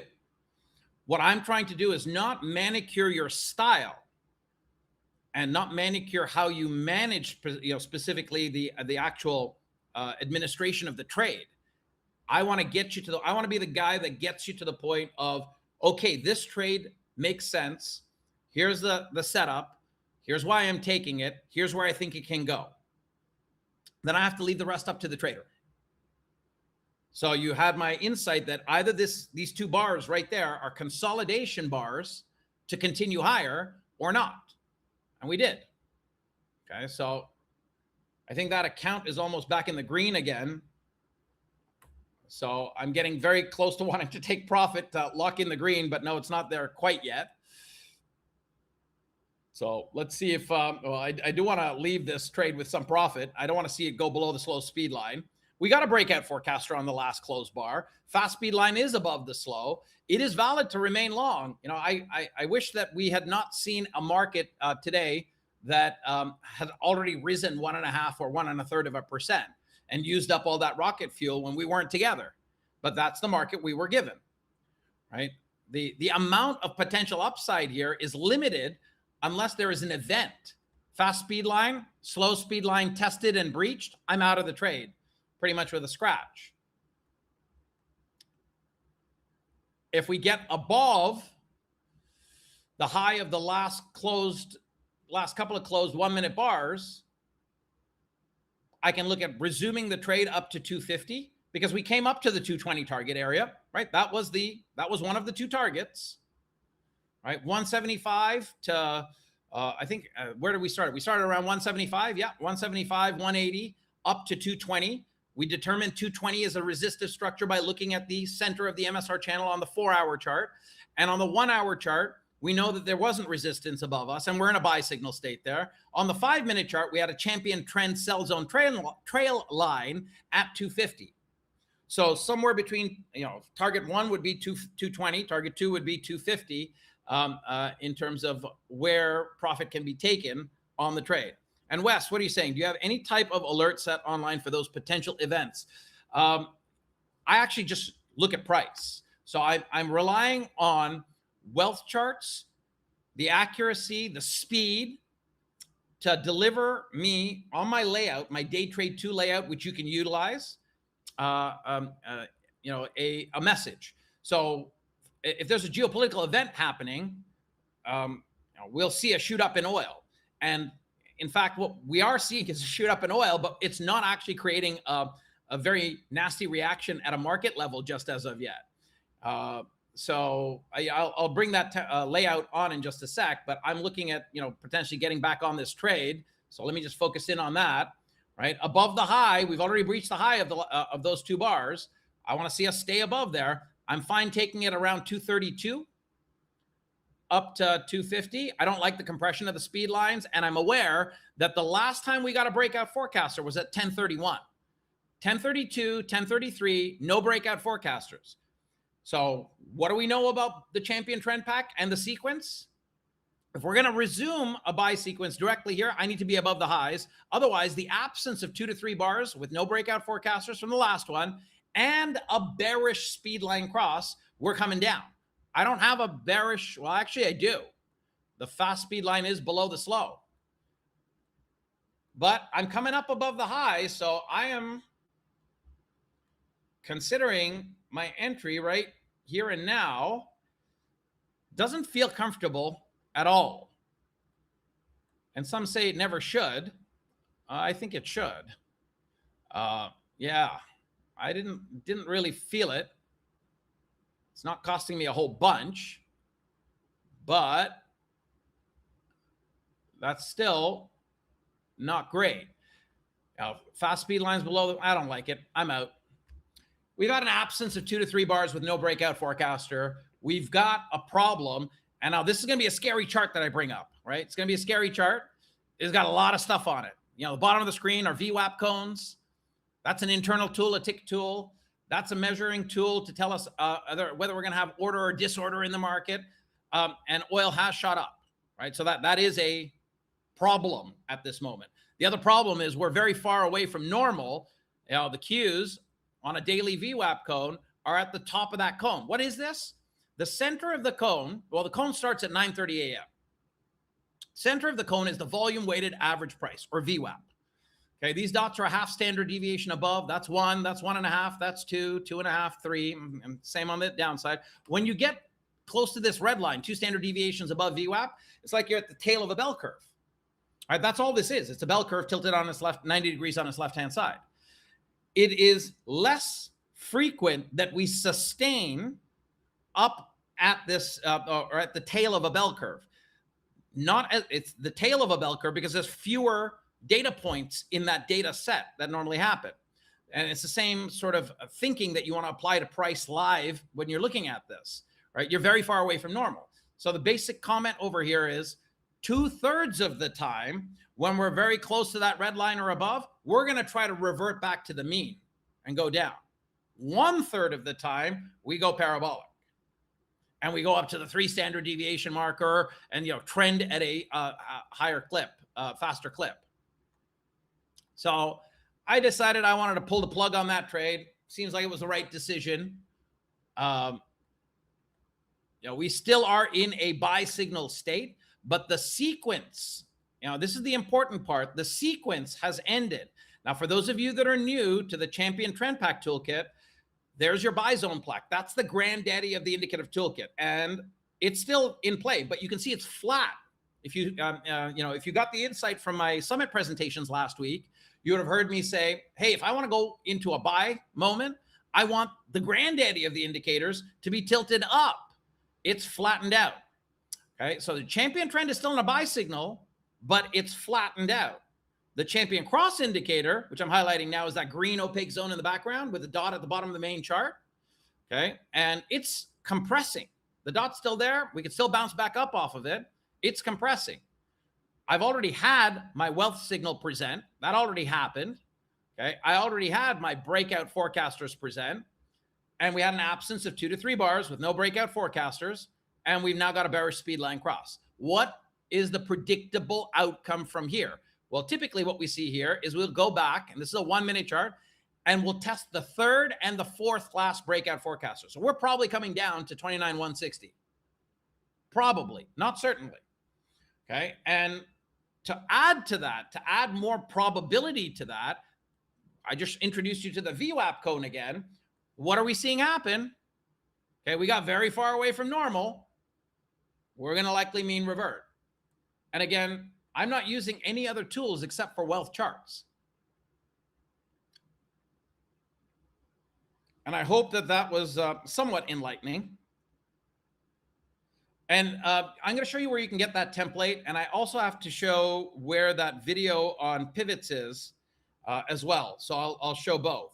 But I hope that that made some sense. So on wealth charts, for those of you that are new and want to use my day trade 2 template, which has got a lot in it. Okay, it's not going to be easy for first timers to make heads or tails of all of it, but that's why we have live sessions. You can go to the hamburger menu. You go down to where it says layouts, click on premium layouts. Okay, scroll down, find my name, and you'll find a layout called Ziad's Day and Swing. Think about the layout is the house. Inside the house, there are rooms. In the rooms, there are furniture. So you click on the house, and you'll see rooms, which are the dashboards that you can scroll through up top. Go into the one that's called Day Trade 2, and then, of course, there's furniture in the rooms, and that's all of these sorted charts. So there's how you find that. And while we're waiting right now, I want to show you where you can find the video on pivots. Now, so many names have flown by, but I want to go back and make sure I'm addressing the gentleman that asked me. And I can't find you in the chat. So let me know who you were again. I want to make sure you're here and you get the message. So I want to show you where the video is for pivots. And there's a great, you don't need the code, Bharat. Yeah, you can just go directly to how I just showed you how to access it, right? And here's that pullback, that predictable pullback. The 3rd, okay, and 4th last breakout forecasters are likely tested. You heard me say in advance, we're likely going to come back down towards the 29,160 area. I didn't say whether or not we're going to go lower significantly or not, but or whether we're going to bounce. but this is an area where it can resume. And if we're in a buy sequence that's backed up by a buy sequence on a 5-minute chart, which it's not, and backed up by a buy sequence on an hourly chart, if we're all aligned, we're likely going to bounce. But we've got some misalignment over here. We're in a buy sequence on an hourly chart. We're in a sell sequence on a 5-minute chart. And we're in a very weakened and damaged, a buy signal state that has ended here. And it was Andy. Okay, sure. Happy to show it to you, Andy. Let me just pop it into the chat. I'll actually just show it to you right here.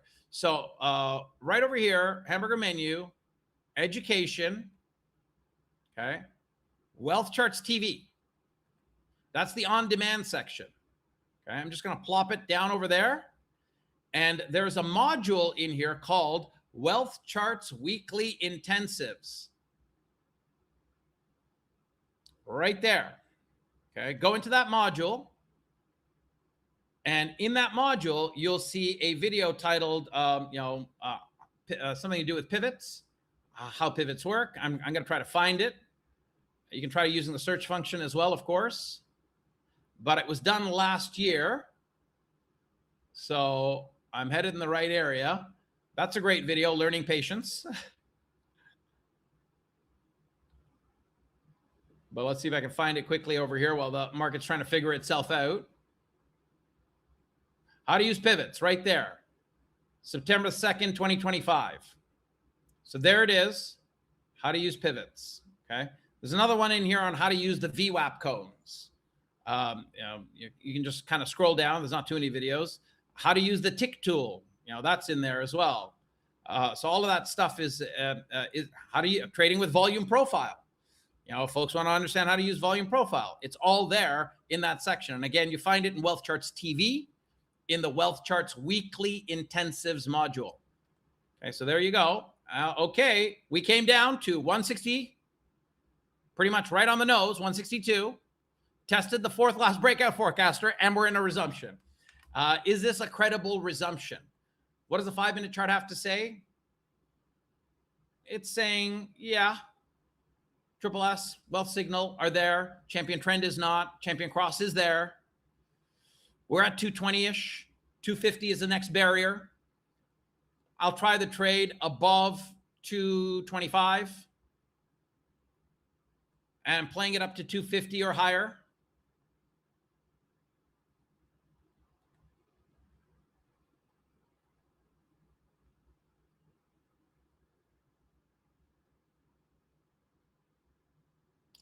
The immediate entry not working is always I have a beef with that. If I'm doing the work right and we're truly in a resumption that's going to break through this, I should see my immediate entry. If I've done the work right, more often than not, my trade's going to work out if that immediate entry resolves to profit in the first few seconds, if not right away.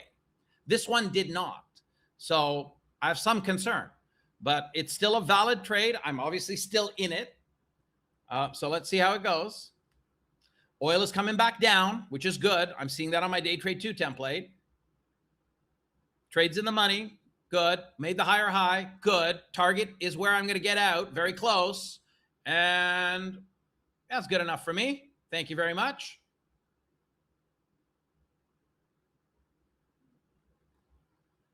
Anyone else get that trade? Let me know. George, I love the comment. It's hilarious. You make me laugh, my friend. George wrote into the chat. I tried watching the got patience. I spent 20 minutes watching the learning patience video. It didn't give me the answer quickly enough. Oh, that's why I'm here every day. It makes life good. All right. Okay, that's great. And Donna is letting you know, George, that was very funny. Okay, so Donna S is letting you know that. Hey, wow, the number of people that took that trade, amazing. I'm so happy to hear that. That's so good. And exactly, Meow Kun, right? These handles are hilarious, some of them. I'm not trying to be offensive. I'm just trying to make sure I address you correctly. And we had a target, right? The 29 250-ish area. That's where I got out.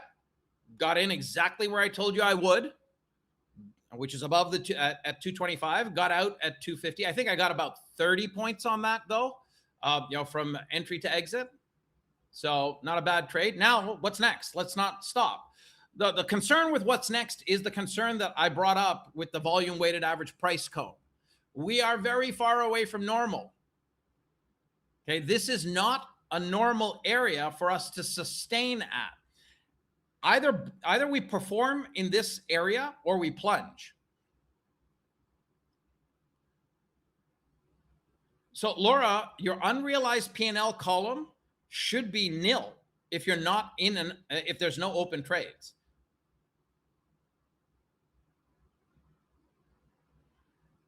If you're seeing something in there, refresh the platform, close out all the trades, refresh the platform. Something might have gone wrong on the web browser.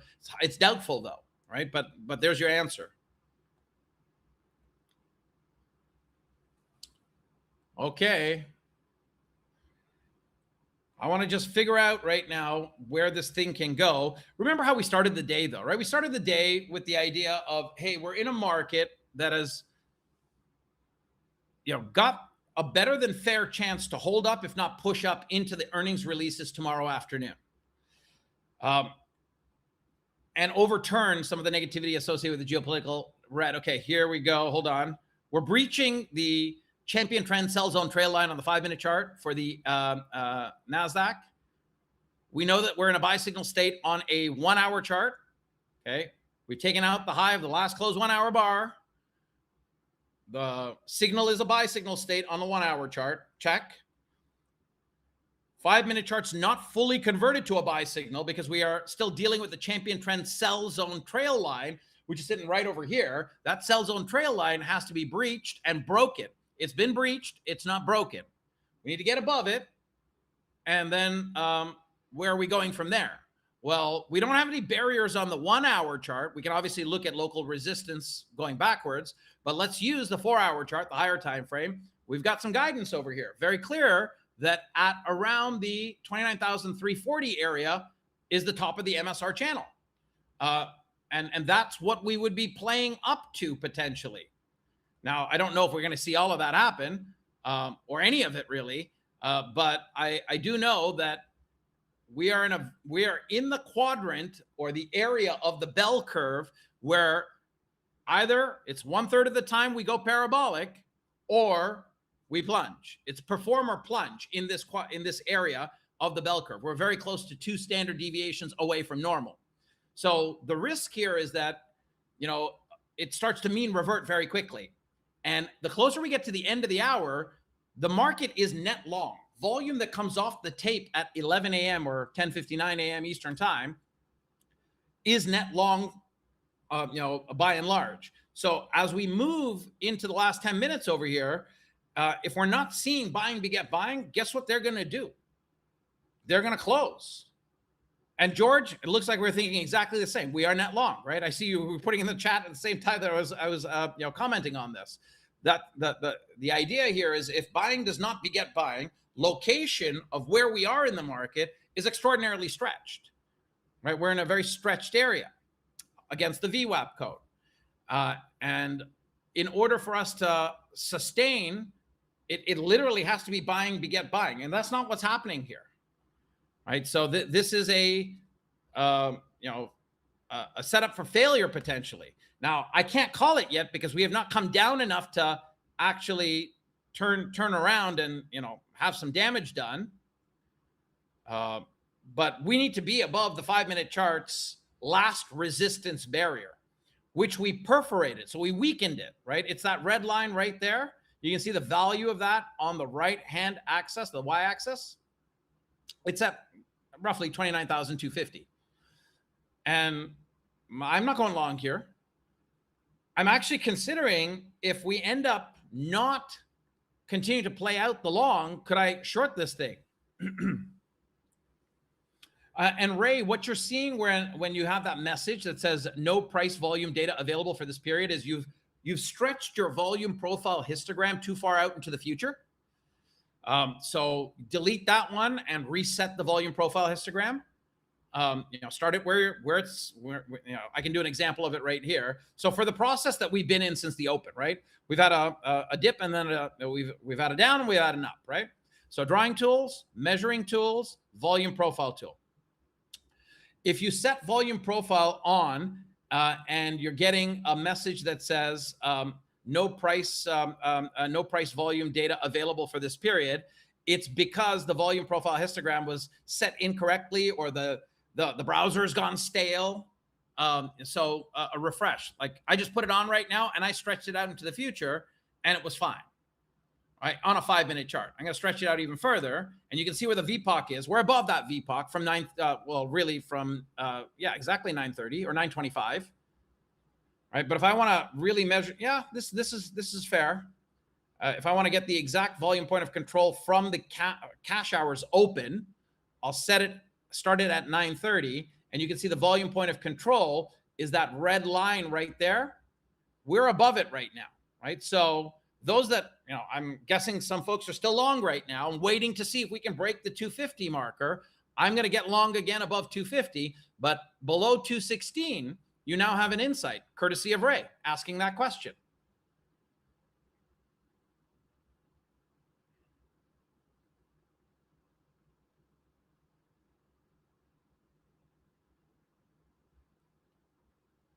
And Alan R., I hear you on the dome. You don't see me use the dome, do you? Right? And there's good reason for it. Some folks swear by it, and that's the way that they operate, right? And they get patterns going, but it whips by so fast, right? 10, 20, 30 points on the NQ can happen in a second. So I can't tell you to switch your style, but all I can say is, you see how I do it, right? I'm literally trying to pick the area, identify the area. I hover over the button. And one of the little tips or tricks, if you want, is, for example, right now, if I want to short this, right, we're trying to breach the volume point of control from 9:30 in the morning. Okay. And let's say I want to try a short, okay, just for demonstration purposes only. I'll go and hover over the sell button, and I'll click, but not let the click go, right? Not let the click go. So as I see price breach, then I'll just release the click off the mouse and try to catch it, right? And Tim M., you do that all the time? Yeah. So I'm not going to take the short, obviously. I'm not going to do it because we didn't breach and break. We breached, but didn't break the volume point of control there. And by the way, if it, in dark mode, the histogram can get a little oppressive in terms of what it looks like. So you can change that, right? You can change the colors, make it darker, right? Or even darker if you want, and play around with that to suit your eye. Just have it set so that you have the maximum number of bars, which I think is 99 if I'm correct. Might be 80, so that you have as much granularity. The whole purpose of this is volume profile, which you saw where the video is, or you can watch more on that. The whole purpose of this is to have that granularity there. Exactly, Wes. That's exactly right. Right. So I'm going on to the a buy button right here. I've clicked it. I've actually clicked the button. Okay. If I unclick it with my mouse still hovering over the buy button, it will execute. If I move off of it and then release the mouse button, it's not executing. And then let's see, Freddie, you're asking, does the copy trade feature only work with live accounts? I tried using it with my prop firm challenge account, but it doesn't seem to work. No, it should work with all accounts. So Freddie, here's my suggestion to you, okay? Because I think that this will be the area you should go to get the help. See where it says live support at the top of the app right there? Click that button, bring that onto the screen, go into the all-day live wealth charts training room, which is really all about functionality of the platform and features on the platform. We've got incredible people in there that will literally do it with you step by step and show you how it works. Copy trade feature with Omni Prop is brilliant. and it works. It should be working for you across the board. David H, you say, how do you make your volume profile bar so narrow? Oh, so that's what I was referring to, right? The granularity, David. Yeah. So you click on the histogram once you've deposited it. Go to the config menu over here, the little gear box, and then raise your bar count to the highest available, which I think is 80. Okay, and you can set it as default. So then every time you draw a volume profile histogram, it'll have the same colors, it'll have the same bar count, it'll have the same, the size percentages, how far across the screen do you want it to go? This is how I set it up. So David, I want to make sure you got that message, because this is an extraordinarily helpful tool for day traders.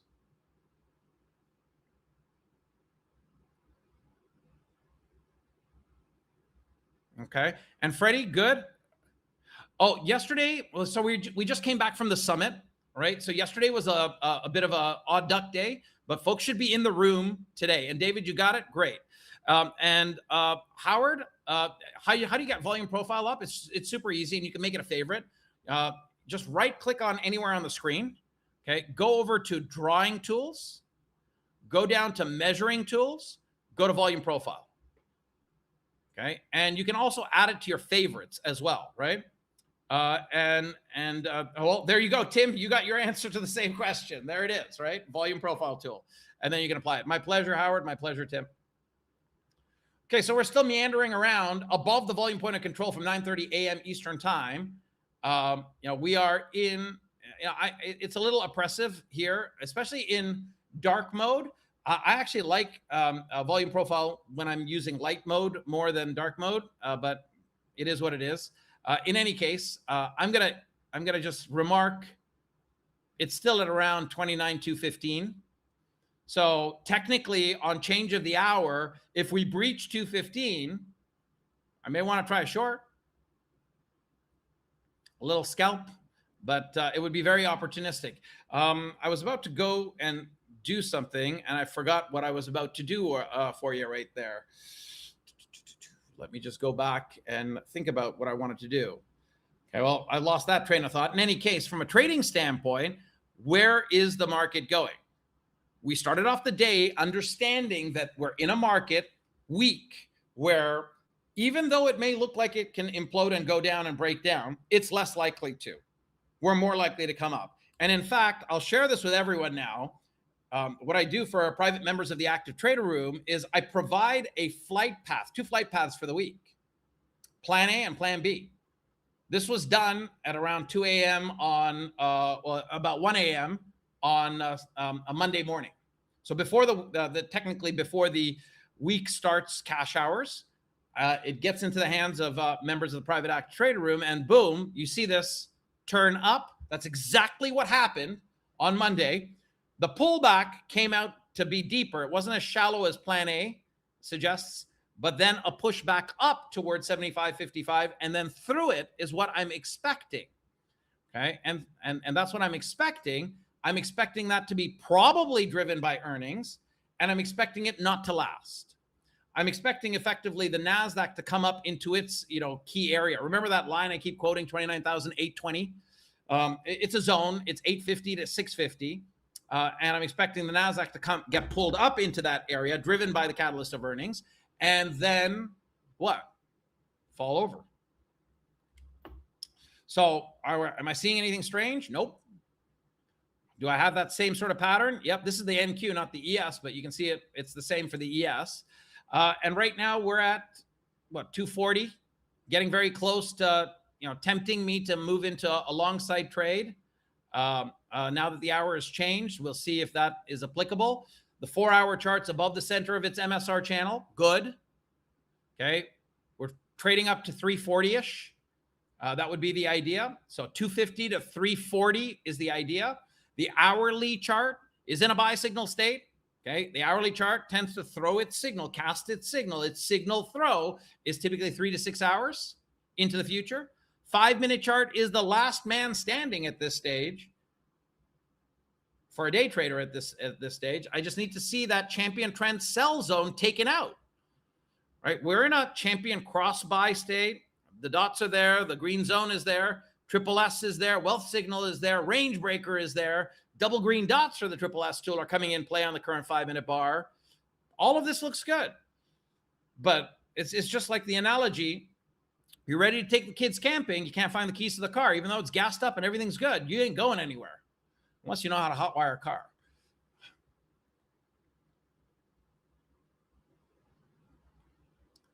So right now we're dealing with, we can't find the keys to open, to turn the car on.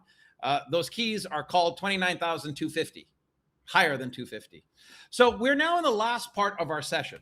This is a segment of the morning that should be the most valuable beyond the trading, of course, where the lessons on the day are reinforced, questions are answered, projections can be provided, analysis can be done, and still we can still look for trades as well.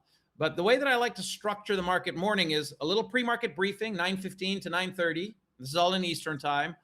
So a little battlefield briefing at that time, and then live fire from 9:30 to 11 a.m.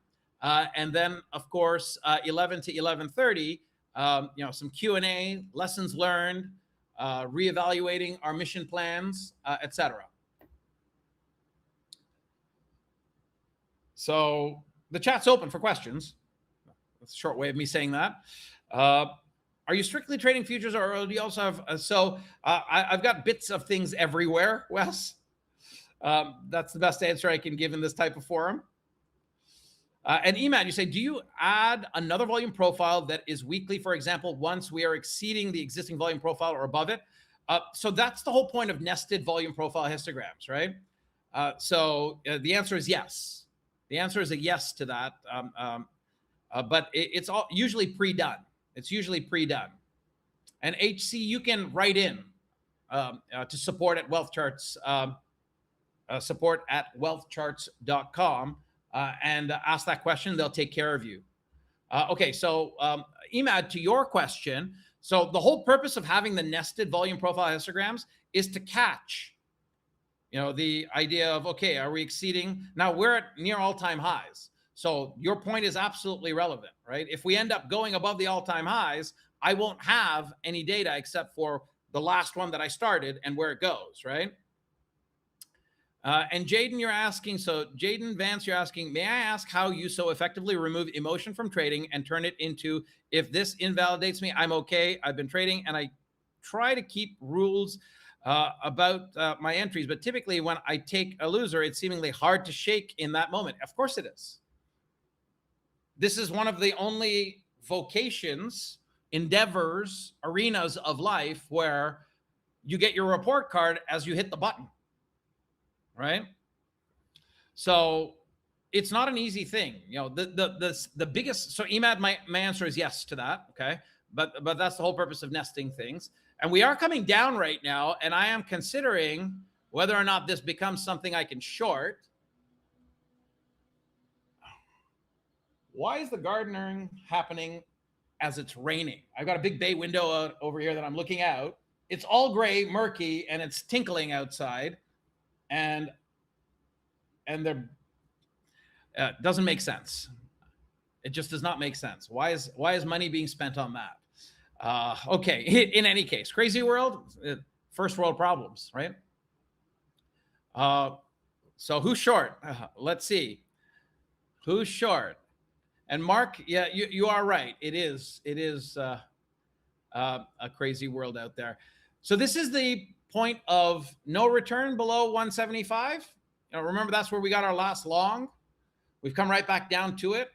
We're breaching the triple S blue line, but we've not come down below the center. I'm not taking a short until my indicator tells me that we're in the lower half of the subchart channel. No short for me, not from here. Whoever got the short from here, be careful, right? The indicator stopped breaching the slow momentum line. It's bouncing up. It's kissing and bouncing. Okay, makes sense. Makes sense, Tim. Makes sense. Howard, makes sense. Amazing. Okay, so Jaden, to answer your question, simplify things down to a process that you're comfortable with. Okay, don't make it more than 5 bullet points or 5 things that you need to look through. 4 is ideal, actually. The human brain tends to be able to remember chunks of force. Use that to your advantage, and have a process, and you can glean from my process bits and pieces to make it yours as well. But have 4 stages that you look through before you get to the point of execution. Okay? And if you do go through a process where you're ticking off the boxes each time, and you're going through each box and ticking it off, you're working. Okay. Now, I don't know you personally. I'm just going to speak from my standpoint. I've worked and run teams of 300-400 people, running marketing divisions of companies like General Mills, Maple Leaf Foods, General Mills, the makers of Cheerios, that kind of thing. And when I think of work, and I think of, when I'm doing my work, I have to follow a methodical process. We're above 250 and I'm thinking of taking the trade here. I want to see the highs clipped. But the point that I'm making is, whatever makes you feel like it's work is going to draw out the emotion from the decision-making process. From the actual resultant emotions that come out from, the end of your decision-making process. So I just made a decision to go long. I've already spec'd out 250. I already understand that 250 is the area that I need breached. I know I'm in a buy signal state on an hourly chart. I know that the 5-minute chart was the last man standing, right? I know that above 250, I've got alignment of the hourly chart and the 5-minute chart, and I use the 1-minute chart as my execution. I took the trade. Okay, it's not really that much in the money. It's not a big trade at all, but the execution moment was correct. If it didn't work out, do I know what I'm willing to tolerate to get the heck out of the way? In this particular case, with the nature of the market that we're in, which has already moved up 1.6% on a day that's not likely going to be a 3%er. We don't have the goods for that today. The market's waiting for the earnings tomorrow. So I know that if I start breaching my speed lines, even the fast speed line here, I'm going to get out of the trade. It didn't work. Either this is a breakout to continue after consolidation. This is consolidate and continue, or it's not ready for that yet. As Ruth Ann says, it's not, it's not necessarily wrong, just early, right? So far, it looks like it's okay. So it's working. So I'm going to keep it in there. That is truly the hardest question to answer, extracting the emotional response. And there's lots of psychologists, trading psychologists, and folks out there, and everyone has to find what works for them.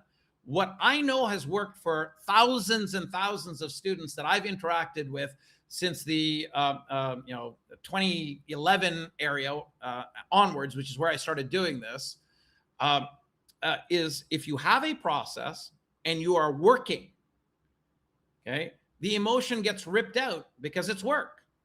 Okay? You're not going to get a promotion every day at work, but you're working a project and you're trying to move it forward. And you have to tick off boxes to do so. So my answer to you is make it work, right? Make it a work thing. Make it a process. Tick off the box. Write it down manually if you have to, and literally tick off the box if you want to, right? That at the end of the day will make you go, okay, I've done the work. Now, I'm not telling you that if you do the work, you're going to be right all the time. It's a market. It can do whatever it wants. We have to accept that. Right? We're in an environment where the failure rate is high.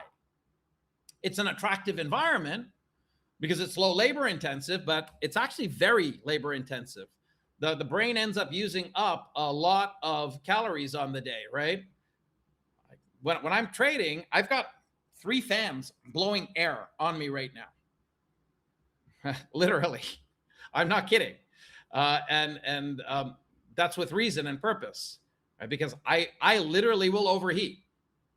And obviously I'm talking and I'm trying to think through the things that folks would need to hear, not want to hear, but need to hear to help them make better decisions. And that adds another layer of I'm exiting. So why am I exiting? Indecision for the last closed bar, even though breakout forecaster is there, indecision on the current 1-minute bar, we've moved off of the period of time where there's lots of volume, right? So we're in a period where there's a little less volume, less follow through. So I have very little patience for the trade here. But Jeff says, but yeah, you are not blowing hot air. Well, good. I'm glad that it's useful what's coming out of my mouth. Or at least the clicks of the button. I hope that that's useful. Oh, Bart, I still have to go to the gym. My kiddo makes me go, but he's at the stage now where he might be dumping me for his friends, right? He's almost 15. He's a little through 14 and a half now. And he started dragging me to the gym because he wanted to build his body. You know, he's at that hormonal age, right? Okay, here we go. Let's see if we can get another one in here. If it wants to resume. I think it's a bit trappy because the speed lines have compressed. No breakout forecaster on the last closed bar. I think I'm going to give this one a pass. But look, there's range up to 340. In any case, back to the gym. And so he started making me go, and it actually has improved quality of life quite a bit. Gee, duh, right? Changes what you want to put in your mouth as well for food. And now he's dumping me, and he's going to the gym with his friends. I knew that was coming at some point. I didn't think it would happen in less than 2 months, but smart kid, right? You can't, under 15, you can't go to gyms without a guardian of some sort in play.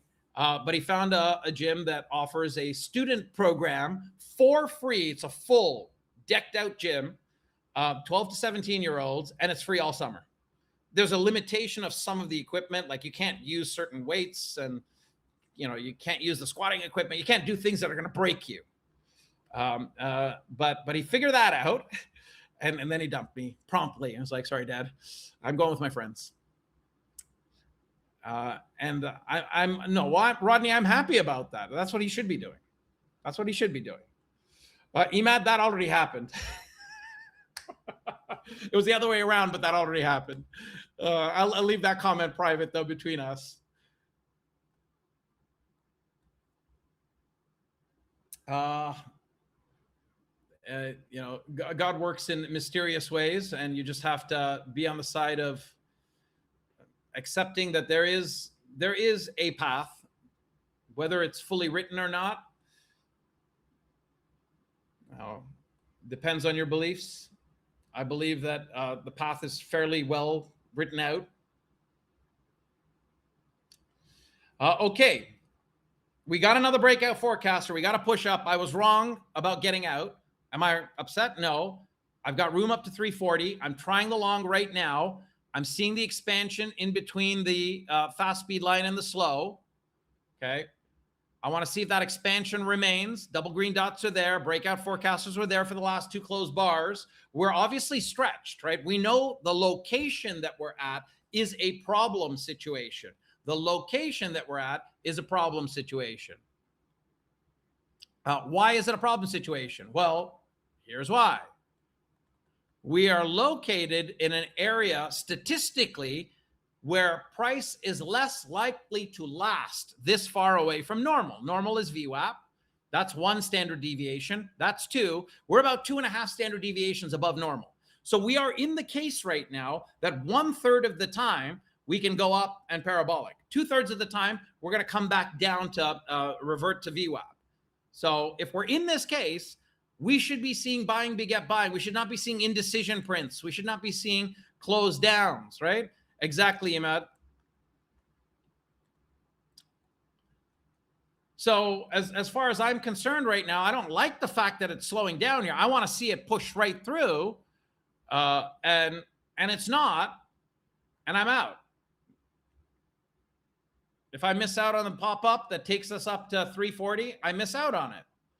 The risks are really high. The evidence that I have about the location that we're in is we are in an area where buying has to beget buying in order for this thing to hold up. And I'm now seeing an absence of 2 bars in a row with no breakout forecasters. That's a bit of a problem. Oil's not a problem though right now, right? Oil has come right back down, nose to ground. It's at the bottom of its VWAP code. And Daniela looks good, incredible, and great result too. Way to go. Way to go. And Tim's just letting me know that Trump just started squawking. Is it Taco Tuesday again? Let's see. Oh, Beth is telling me Trump and the Lebanese president are speaking. And Tim, that's the question. Do we roll over? I don't think so, not yet. We still have not left the area where it should be buying to get buying, but we're not seeing buying to get buying, right? Let me just explode the VWAP cone for the NASDAQ. We're still above the 2 standard deviation handle, which is roughly 708 on the Qs. We need to get above 708.50, 708.60 and just go parabolic. But this is not the day part for that to happen. We don't have that kind of volume. This is going to be a melt up if it's going to go up. If we're going to roll over here, which is now becoming more likely, we've got a bearish speed line cross. So remember the sequence, right? We have no breakout forecasters for 1, 2, 3 bars. And we've got a bearish speed line cross. This bad boy has risk of coming back to the last second. Well, no, third and fourth last breakout forecaster. If it bucks, if it bucks that and it decides to go up from here, it's going to be harder to take on, but I might decide to give it a try. But the odds are that we're going to come back and see 250 before we see 340. That's what the odds are set up for right now. So we'll see, see how that works as we move through the next dozen minutes or so. And also just keep in mind that the NASDAQ is already up 1.8%. Okay, if we're gonna have a day like the 11th of June, we need a catalyst for that. You can go back and look at what the catalysts were on the 11th of June. Okay, lots of that. If we get that and we get a turnaround because of Trump, that's a different situation. And oil is coming down. There's no question about that. If you go and look at the VWAP cone for oil, I have it measured out using USO. Now, it's gone to the other side. It's swung to the other side of the field where, again, that can be problematic. We're in an area where if selling is going to beget selling and we're going to fall off a cliff, we need to see that black line stay below the green line and continue to be sold. Last time we were there was around 10 a.m. Okay, and we mean reverted. We swung to the other side of the field. It's kind of like a pendulum. But oil is coming down right now. Okay, that's good for markets going up. The S&P E-minis in particular, and well, actually the NASDAQ is even more sensitive to the movements in oil right now, correlation-wise. So perhaps, perhaps this is just a overbought moment without as many buyers where we get to reset and we get a pullback. So in this case, it might not go to the fourth breakout forecaster. It might be the second or the third, but it should be at least the second. Like 260 would be my expectation at a minimum that we would come down to before a resumption of the buy sequence starts again. That would be the idea. And Mark, you're saying what? Trump and Lebanon trying to figure out how to get rid of Hezbollah from the Wall Street Journal. Got it. Well, that's an oil downer then. Yeah. And that can be risk on. So you're seeing what I described to you happening. Can I trade it? I'd rather not. All right. I'd rather pick up the long off of the bounce on the breakout forecasters. But if there's no bounce off of breakout forecaster number 3, which is sitting right there, it's the green dash right there. If there's no bounce there, I could try to short it. But really, the short is better to be left done below 240.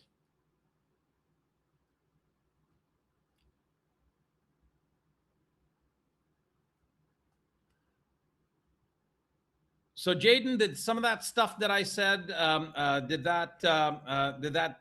was that digestible to you? You let me know. I didn't see every comment in the chat. So, and Min, I saw your comment, savor every moment with the kid. They're going by so fast, so fast. It goes by. Everyone told me it would go by so fast. Rodney, I think you were the first to tell me. Like, just treasure every single moment. And everyone kept saying that to me. But at the end of the day, it is what it is, right? And I spent a truckload with him, right? Until that age, 12, 13, right? Yeah. And you're going through it with grandkids now. Yep. Okay, we're getting a breach of 300. I'm going to try it. This is a surprise turnaround. Oil is falling off a cliff, right? It is very related to that. Oil is falling off a cliff. I don't know if my trade's going to be successful. It looks like it was a pump and dump. I bought it at the wrong time. I know that. And I'm paying for it right now. It's not a big cost, but I'm going to hold it while we're above the speed lines. We come down below 289, I bug out. No real questions. This does open the door for us to rise, though, up to where? I go back and back in time frame to look at the structures on the screen. The top of the MSR channel on the 4-hour chart is sitting at 342. 342 is the number that we're looking to close in on. The hourly chart is in a buy signal state. Okay, that's my backbone. The 5-minute chart is in a buy signal state. The hour and the 5 are aligned. And we're still in stage 3 of the Champion Trend Pack buy sequence on the 5-minute chart. We don't have a breakout forecaster under the current bar, but we do have it on the last closed 5-minute bar. We're in stage 3 of the sequence, and it's a buy sequence. The 1-minute chart just showed us, risk to come down, and we decided not to take any shorts. I was expecting at least 260 to be tested. Headline disrupted that. Good. Tried to take on a trade long. Got in at the wrong time, admittedly. I chased that one for sure. And now I'm paying the price for it, and we're below the speed lines. Forget it. I'm not in. There's no point. If we pop back up above 300, I can try to take a piece from 300 to 340, and off I go, enjoying that. And Erwin, we've got a whole bunch of new folks in here. So instead of doing my usual 5 contracts of the NQ, I'm slowing it down to, just keep it, let's just say, real for such a large group of people that are coming in. I don't want folks to, the tendency for folks who are new to a room like this is just copy every trade, right? And I'm going to tell you, we're in an environment of this nature. This is likely what's going to happen. This is the direction I'm going to trade. Here's why. Here are the trades that I'm going to take. I'm not going to be right all the time. And I don't want folks that are brand new to come in and go, I'm copying each trade, and it's not working out for me, right? And then create real damage to accounts. I don't want that to happen. So I want folks to come in, get used to the way I speak, think, and act, think, speak, and act. And then I'm going to up it. I hope that makes sense. Okay, we are coming into the back end of our time together, and I am going to look at the chat and see if there are things that are left untended. Let's see. So, Neo, we did giveaways last week at the summit. So I'm not doing any giveaways today, but stay tuned. I'm working on a code that folks will be able to use with their FFF accounts and get a super, super great deal that I'll be able to drop every so often. So that's in the works. Okay. So stay tuned on that.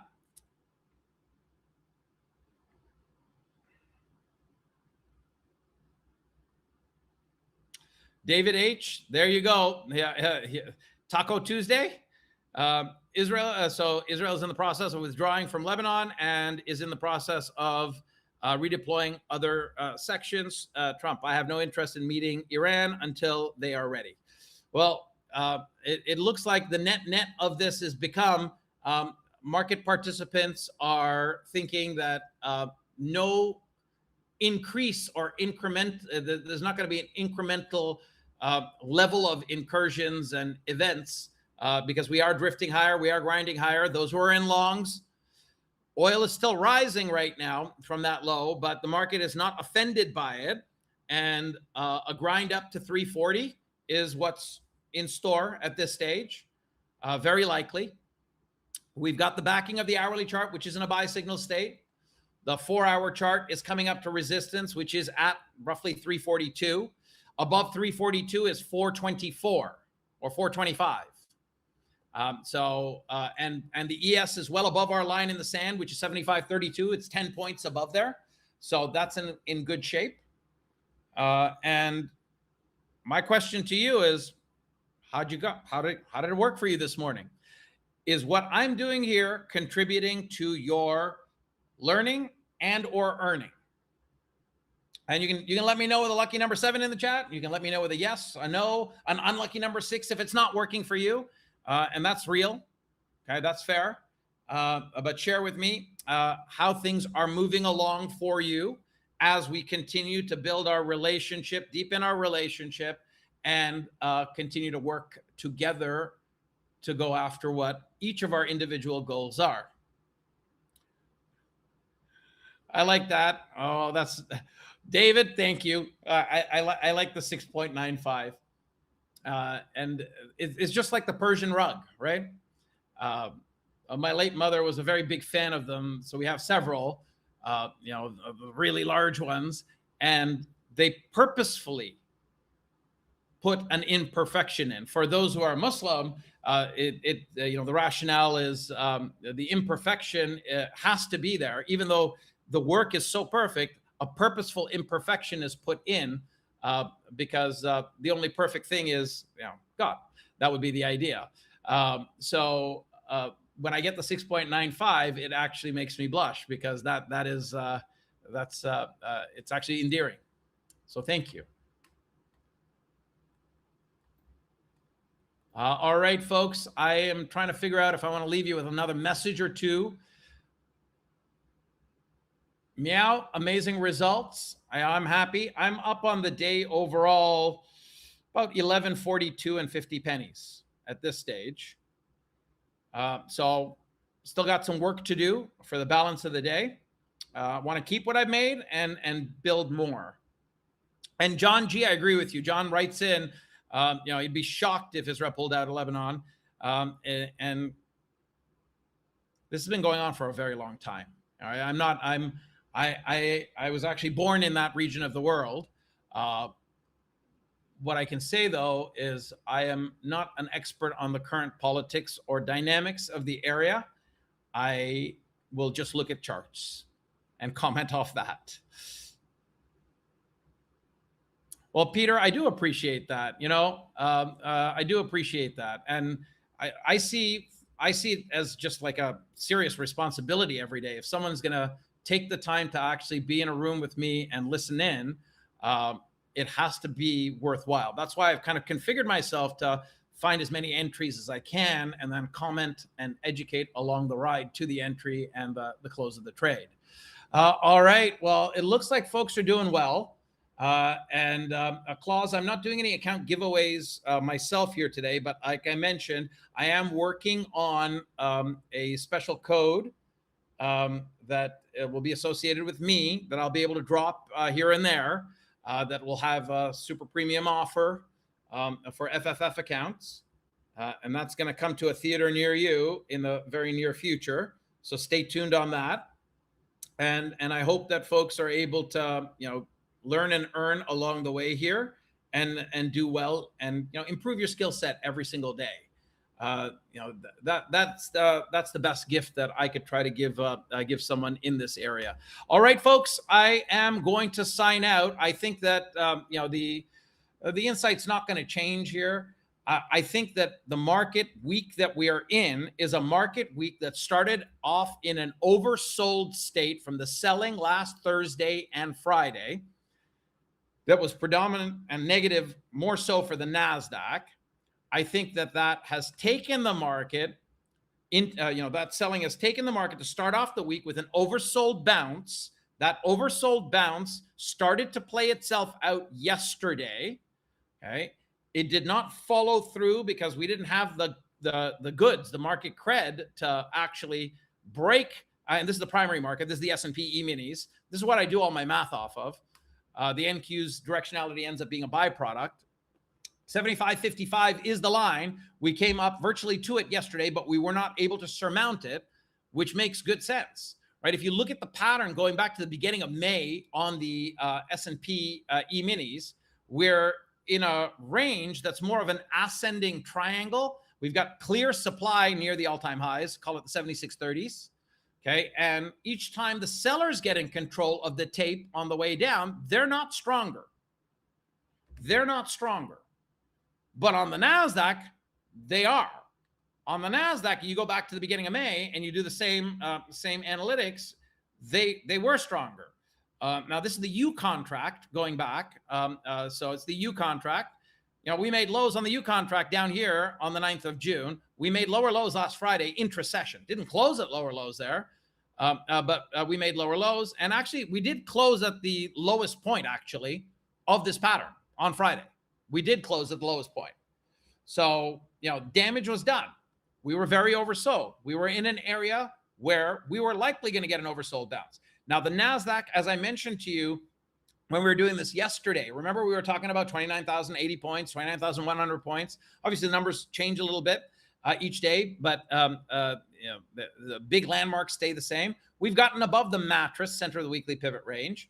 We are likely to see the NASDAQ get pushed up through earnings into this concrete ceiling, which is between 29,850 to 29,650. In my opinion, it's less likely going to just break out and run. Okay. But the act of getting up into that ceiling is probably more a Wednesday thing. And it will likely then take the S&P E-minis above the 75.55 waterline and allow it to try to retest the all-time highs, if not higher. I don't think it's going to sustain there. Now you've got Tesla, you've got Alphabet, and you've got Intel as the three biggest names that I'm concerned with. There's obviously lots of earnings plays that are coming out. You know, if you want to see what they are all about, I'll just bring up the calendar here for you before I leave you. So today is the names that I'm highlighting right over here. Tomorrow's Alphabet, Tesla, Philip Morris, Texas Instruments, AT&T, it looks like. On Thursday, Intel, Roche, Nestle, RTX, T-Mobile, Thermo Fisher, SAP, other names, including some of the Newmont's in there as well. So that should be a very interesting presentation from Newmont. I'm looking at that as a potential up. And then on Friday with some energy plays, American Express. But it really is about Intel, Goog, and Tesla. And look, as far as I'm concerned, I think that we're in a spot where it's likelier that we get pushed up. But to hold up, we need to know that all the Mag 7 stocks, or the majority of the market cap weight of the Mag 7 stocks, have sent forward guidance, you know, to the market, so that funds out there are able to go. We're reallocating in a big way to, you know, the contents of SMH, the contents of the top 10 of the NQ or the Nasdaq 100, and we're not going to know that until we have the rest of them in. So we get more next week, obviously. So my view is that we'll get a little bit of excitement, get a pop up, but it's not likely going to hold. And that's what I drew out using the primary market as my key, signaling mechanism. Plan A, get back up through that 75.55 area, pop up, come up towards the all-time highs, maybe even higher, and then start a move back down, just waiting for the next round of earnings. And in fact, you know, I provided my outlook through earnings season back on July the 10th when I was doing my session on Wealth Charts midday. So for those of you that have a Wealth Charts membership, you can catch me again on Wealth Charts at 12 p.m. Eastern time. If you didn't know that, if you want to continue the conversation, you can do that. you can join me. And I have to get off the horn here because I do need to get some grub in my belly. But you can go to the hamburger menu over here. You can go over to education, and you can go to Wealth Charts Events. When you click on that, you can bring that on the screen wherever you like. And you'll see right there, you click on that, you'll get into a Zoom room with me at 12 p.m. Eastern Time. So for those who want to continue the conversation, you can do that at 12 p.m. Right? I will be back in less than 25 minutes, and I'm going to go now and go eat so that I actually have some energy and my brain's working for you. But the net take on this is, I think that through earnings season, the market has a better than fair chance to push up towards the top of that long-term channel, okay, and then start the bigger move down that can then take the primary market, the S&Ps, I'm depicting it with the SPY here, back down below the June 9th, June 10th, June 11th lows, and perhaps we then move down towards the bottom of this long-term channel. Right in time for the volatility, or the higher volatility timing of the year, which is September. Late August into September, which is one of the more volatile months of the year. And Frank, that is a new Zoom room. Yes. Yeah. So if you want to engage with me at 12 p.m. midday each day, you go to the hamburger menu, you go over to education on wealth charts, go to Wealth Charts Events. And for everyone listening in that has access to wealth charts, you have access to me at 12 p.m. then. Okay. So there you go. All right, folks, that's it for me. I hope that this was a useful session overall for you. I hope that you were able to get a lot out of it. I look forward to tomorrow with you in this format as well. And for those who are going to be with me at noon, I'll see you at noon. For those that I don't get to see for the rest of the day, I hope you have an incredible rest of your day. And I think it was another successful morning. I'm still up about $1,142 on the day. So I'm happy to share that with you again, just to let you know. Okay, so still have some red to make up here, and I want to add some green to my other FFF accounts. The majority of these accounts, I think all of them except for one, are 25K accounts. So, getting closer and closer to where I want to be, which is good. And there you have it. So, folks, thank you for taking the time again to be with me today. I hope each day is eventful for you. Each day comes with more learning and potentially earning. Thank you for all the nice comments. I've missed a bunch in the chat, but I always go back and review them. So don't fear. Whatever you've put into the chat will come through, and I will read it, which I'm going to go do now while I go make a little sandwich before our next session. Thanks for taking the time to be here, folks. We'll see you in the next one. Bye for now.